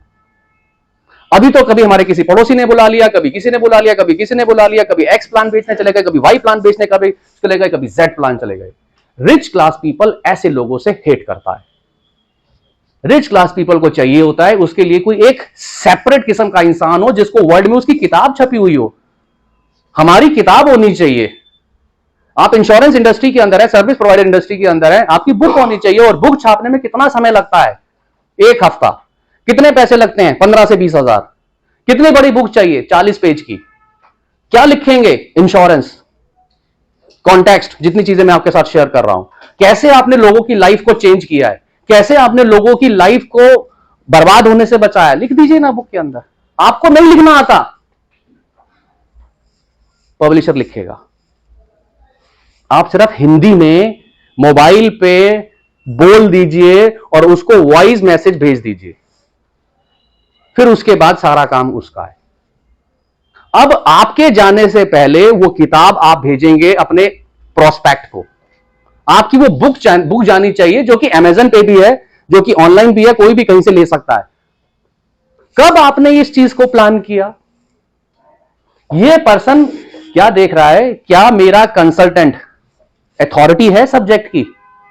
और वो अथॉरिटी कहां चेक करेगा? लिंक्डइन पे जाएगा, अमेज़न पे जाएगा। आपकी कोई बुक है क्या? नहीं है। लिंक्डइन का आपका कोई प्रोफेशनल प्रोफाइल पेज है क्या? नहीं है। फेसबुक के ऊपर क्या आपका कंपनी का प्रोफाइल पेज है? नहीं है। क्या आपकी कोई कम्युनिटी बिल्टअप पेज है? नहीं है। कहां से अथॉरिटी एस्टेब्लिश होगी? कहां से अथॉरिटी एस्टेब्लिश होगी? तो ये कुछ एक चीजें थी जो मैं आप लोगों के साथ शेयर करना चाहता था, जिसमें कि मैं आपको ये बताना चाह रहा हूं, ये जो आज मैंने आपके साथ शेयर की, ये पूरा वर्ड खाली है। मैं प्रोडक्ट नहीं बेचता, मैं प्रोडक्ट नहीं बेचता, लेकिन कीमैन इंश्योरेंस पॉलिसी को कॉर्पोरेट वर्ल्ड के अंदर बहुत एडवर्टाइज करता हूं। और उनकी बैलेंस शीट को उठा के 10 मिनट के अंदर बिजनेस ओनर के आंसू ना निकाल दूं तो आप बोलो। और उसको फिर उसके बाद यही बोला जाता है, अपने जो भी आपका इंश्योरेंस एजेंट है, जो भी आपका कंसल्टेंट है, प्लीज आप उसको कॉल करें और उससे ये करवा लीजिए। 98% केसेस के अंदर वो एजेंट रिप्लाई नहीं करता। 98% केसेस के अंदर रिप्लाई नहीं करता। वो कह रहा राकेश भाई क्या सब्जेक्ट आपने दिया है, सब्जेक्ट आपका इतना बढ़िया है, सब कुछ है, लेकिन हमारा कंसल्टेंट इंफॉर्मेशन ही नहीं दे रहा। वो तो कह रहा है कि मैं आपकी किसी से मीटिंग करा देता हूं। बोला पता नहीं किस थर्ड क्लास आदमी से मीटिंग करा रहा, मैं उससे अपनी पर्सनल बातें शेयर ही नहीं करना चाहता। अच्छा एक काम करो, आप मुझे रिकमेंड कर दो, अगर आपकी नॉलेज में कहीं आता है तो। फिर मैं उनको बोलता हूं काम करो, टाटा एआईजी के साइट पे जाओ और टाटा एआईजी के साइट पे जाके एक सिर्फ अपनी रिक्वायरमेंट फिक्स कर दो और वहां से आपके पास जो भी एजेंट आएगा कंपनी का, उसके साथ आप काम कर लेना। नहीं चाहिए मुझे कमीशन, नहीं चाहिए मुझे बीच में कोई कट। लेकिन पहली जो राइट है वो किसका है? उस पर्सन का है जो उस बिजनेस ओनर को इतने सालों से सर्व कर रहा है, लेकिन वो खुद ही अपडेट नहीं हो रहा। कंसल्टेंट वो तो आज भी प्रोडक्ट बेच रहा है, कॉन्टेक्स्ट नहीं बेच रहा। एलाइट का मतलब है प्लीज किसी एक एरिया में एक्सपर्ट बन जाओ, किसी एक प्रोडक्ट को पकड़ लो, किसी एक कॉन्टेक्स्ट को पकड़ लो। 130 करोड़ की जनता पे फोकस मत करो, सिर्फ 5000 लोगों पे फोकस करो। और उन 5000 लोगों को फोकस करने के लिए अपनी टीम को लगा दो रिसर्च पे। और रिसर्च में आपको समझ में नहीं आ रहा क्या पढ़ना होता है, कैसे पढ़ना होता है, कैसे नहीं होता, अपने सीए साहब के साथ बैठ जाओ। उसमें भी समझ में नहीं आता, राकेश शर्मा के साथ बैठ जाओ। बट राकेश शर्मा जब आपसे इंडिविजुअली बात करेगा, आपको एम्पावर करेगा, चार्ज करेगा, ह्यूज अमाउंट चार्ज करेगा। क्योंकि आज तो सिर्फ राजेश भाई के लिए मैं यहां पर अवेलेबल हूं आपके लिए। ऑल ओवर इंडिया से इतनी एसोसिएशन, इतनी बिग एसोसिएशन बुलाती हैं, बट नहीं ना, मेरा अपना क्राइटेरिया है काम करने का। मैं तो सिर्फ उसी में जो फॉल करेगा आएगा, नहीं तो मेरे को पैसे की रेस में नहीं भागना। एक लाइफ का पर्पस और मिशन है, उसको परस्यू करना है, उसको परस्यू करना है। And thank you so much for giving your time. Thank you so much.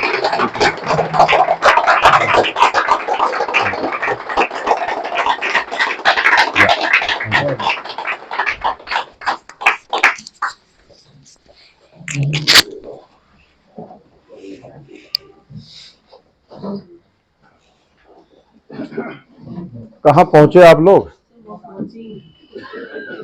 आसान नहीं है ना, इसलिए मैं अक्सर बोला करता हूं कि हम लोग जहां उलझे हैं, हमारी स्थिति कौन सी वाली है? वीरेंद्र सहवाग वाली। कुछ बदलना नहीं चाहते, यही तो हो रहा ना। सुबह से बैग उठाया, जिंदगी के साथ भी बहुत पीड़ा में है आप लोग, जिंदगी के साथ भी, जिंदगी के बाद भी। इससे काम नहीं होगा। एफपीआरटी का मतलब है फाइनेंशियल प्रोफेशनल बनना है। एलआईसी एजेंट, मैं एलआईसी एजेंट की निंदा नहीं कर रहा, मैं खुद एलआईसी एजेंट हूं, लेकिन 21वीं सदी का एलआईसी एजेंट कैसा होना चाहिए? जो बातें राकेश जी कर रहे थे, मैं अपने आप को कोरिलेट कर रहा था। मैं तो यही काम तो कर रहा हूं। ना जाने कितने बड़े बड़े इंडस्ट्रियलिस्ट को मैंने कहा कि किताब लिखो, उन्होंने कहा तुम ही लिख दो, तो हमने कहा हम लिख देते हैं, लो हमारा काम यही है। ना जाने कितनों को मैंने स्पीकर बना दिया। अब जिस इंडस्ट्रियलिस्ट को मैंने स्पीकर बना दिया, वो कहीं और जा सकता है क्या? बोलिए भाई। और राघव के पास है, और राघव के पास आ गया। राकेश शर्मा जी जिस सेगमेंट में काम कर रहे हैं, मैं जानता हूं। मेरे कई दोस्त मुझे कहते हैं राकेश शर्मा से मीटिंग करवा दो। अब मैंने 1-2 मीटिंग करवाई भी है उनकी। राकेश शर्मा जी की जो फी है वो देना सबके बस की बात नहीं है, लेकिन मेरे पास तो धन्यवाद के भी शब्द नहीं है। मैं कैसे धन्यवाद करूं उनका कि सुबह सुबह इतनी छोटे से ग्रुप में 1500 लोगों का बड़े बड़े सेमिनार में वो बोलते हैं। और ये जो इंश्योरेंस एलआईसी एजेंट है, दलित, पीड़ित, वंचित, शोषित, मैं उसको ऐसे ही बोलता हूं। अब बोलना बंद करो। हाँ, अब बोलना बंद करो क्योंकि आपको तकलीफ हो रही है। दलित नहीं है ना। अच्छा, वंचित और पीड़ित बाकी सबके लिए है, सभी के लिए नहीं, बाकी दलित मत बोल देना, बाकी सबके लिए। तो वो उसको बाहर निकालना है उससे।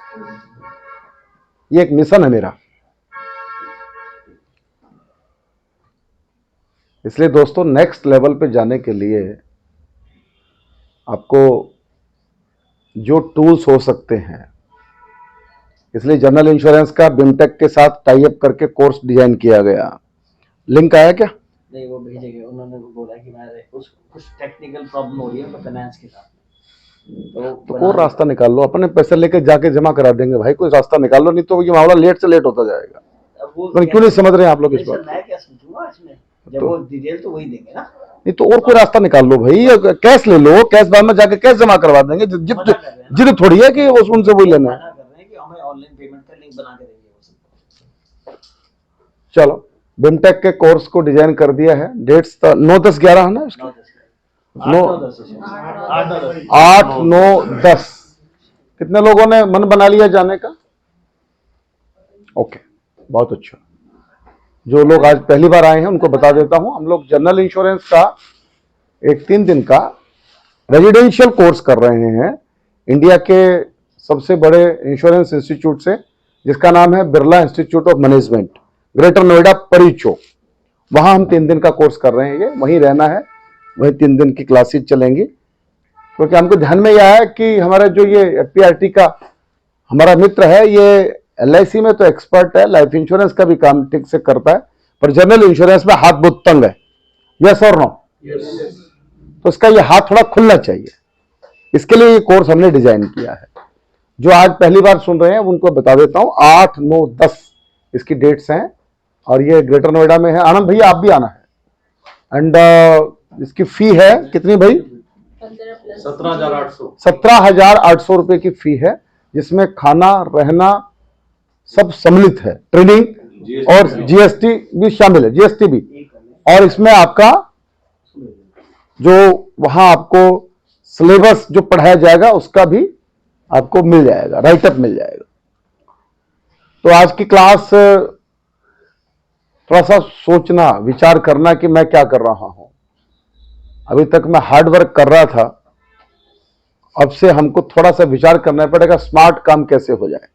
ये एचएनआई क्लाइंट 2 मिल जाए साल में, पर्याप्त है कि नहीं? अब मुझे बताइए, मैंने 2 साल पहले 70 लाख रुपए का रेगुलर प्रीमियम किया था, आपको पता है सबको, 70 लाख रुपए का रेगुलर प्रीमियम।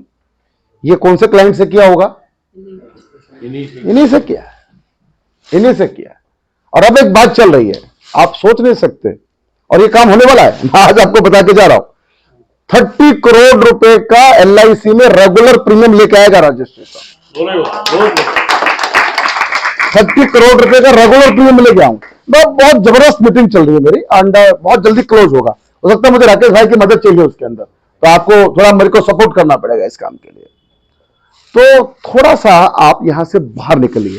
ये जिंदगी के साथ भी, जिंदगी के बाद भी बहुत दिन हो गए करते करते, भाई उम्र निकल गई, समझ रहे कि नहीं समझ रहे?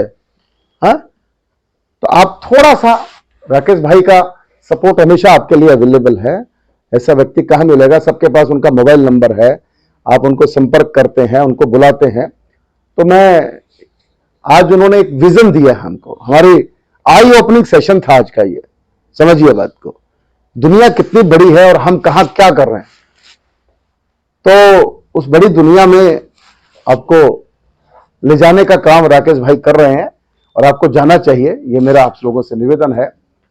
अगले सप्ताह हमारे बीच में जो स्पीकर आने वाले हैं वो हैं इंटरनेशनल स्पीकर है, वो भी राकेश भाई की तरह। उनका नाम है, वो भी राकेश ही है, वो है राकेश आर्या। कितने लोगों ने राकेश आर्या को सुना है? थोड़े लोगों ने सुना है। जो जबरदस्त स्पीकर हैं, आप उनको सुनेंगे, राकेश आर्या जी को। आज उनका पोस्टर जारी हो जाएगा मेरे विचार से। क्यों भाई, राकेश आर्या जी का पोस्टर जारी आज हो जाएगा ना? हो जाएगा। राकेश आर्या जी अगली कक्षा में रहेंगे, उनको सुनना अपने आप में एक अनुभव अलग तरह का है। वो भी बड़े प्रोफेशनल स्पीकर हैं, हजारों रुपए की फी है उनकी एक क्लास की। और एफपीआरटी में तो हम तो पता ही है आपको, हम तो एक पौधा भी आज लाए हैं, प्यार भाव से सबको बुलाते हैं और सब मन से आते हैं हमारे यहाँ पे। यही ताकत है एफपीआरटी की, बिना लिफाफे के आते हैं। तो मैं दोबारा से धन्यवाद करता हूं राकेश शर्मा जी का, और ये प्रार्थना करता हूं कि एफपीआरटी पे ये कृपा आपकी जो हमारे पे अपने बना रखी है, इस कृपा को यूं ही बना के रखना हमारे साथ। बहुत बहुत बहुत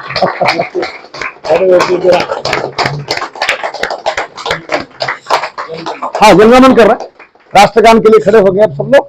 और इसके बाद आज नाश्ता कहाँ है? सामने ही है क्या? हाँ, नीचे ही है सामने। हम लोग जनगणमन के बाद, राष्ट्रगान के बाद ब्रेकफास्ट के लिए निकलेंगे यहाँ से। जनगण मन अधिनायक जय हे भारत भाग्य विधाता, पंजाब सिंध गुजरात मराठा द्राविड़ उत्कल बंगा, विंध्य हिमाचल यमुना गंगा, उछल जलधि तरंगा। तब शुभ नामे लागे, तब शुभ आशीष मांगे, गाहे तब जय गाथा, जन गण मंगल दायक जय हे भारत भाग्य विधाता जय हे जय हे जय हे जय जय जय। भारत माता की बहुत बहुत धन्यवाद।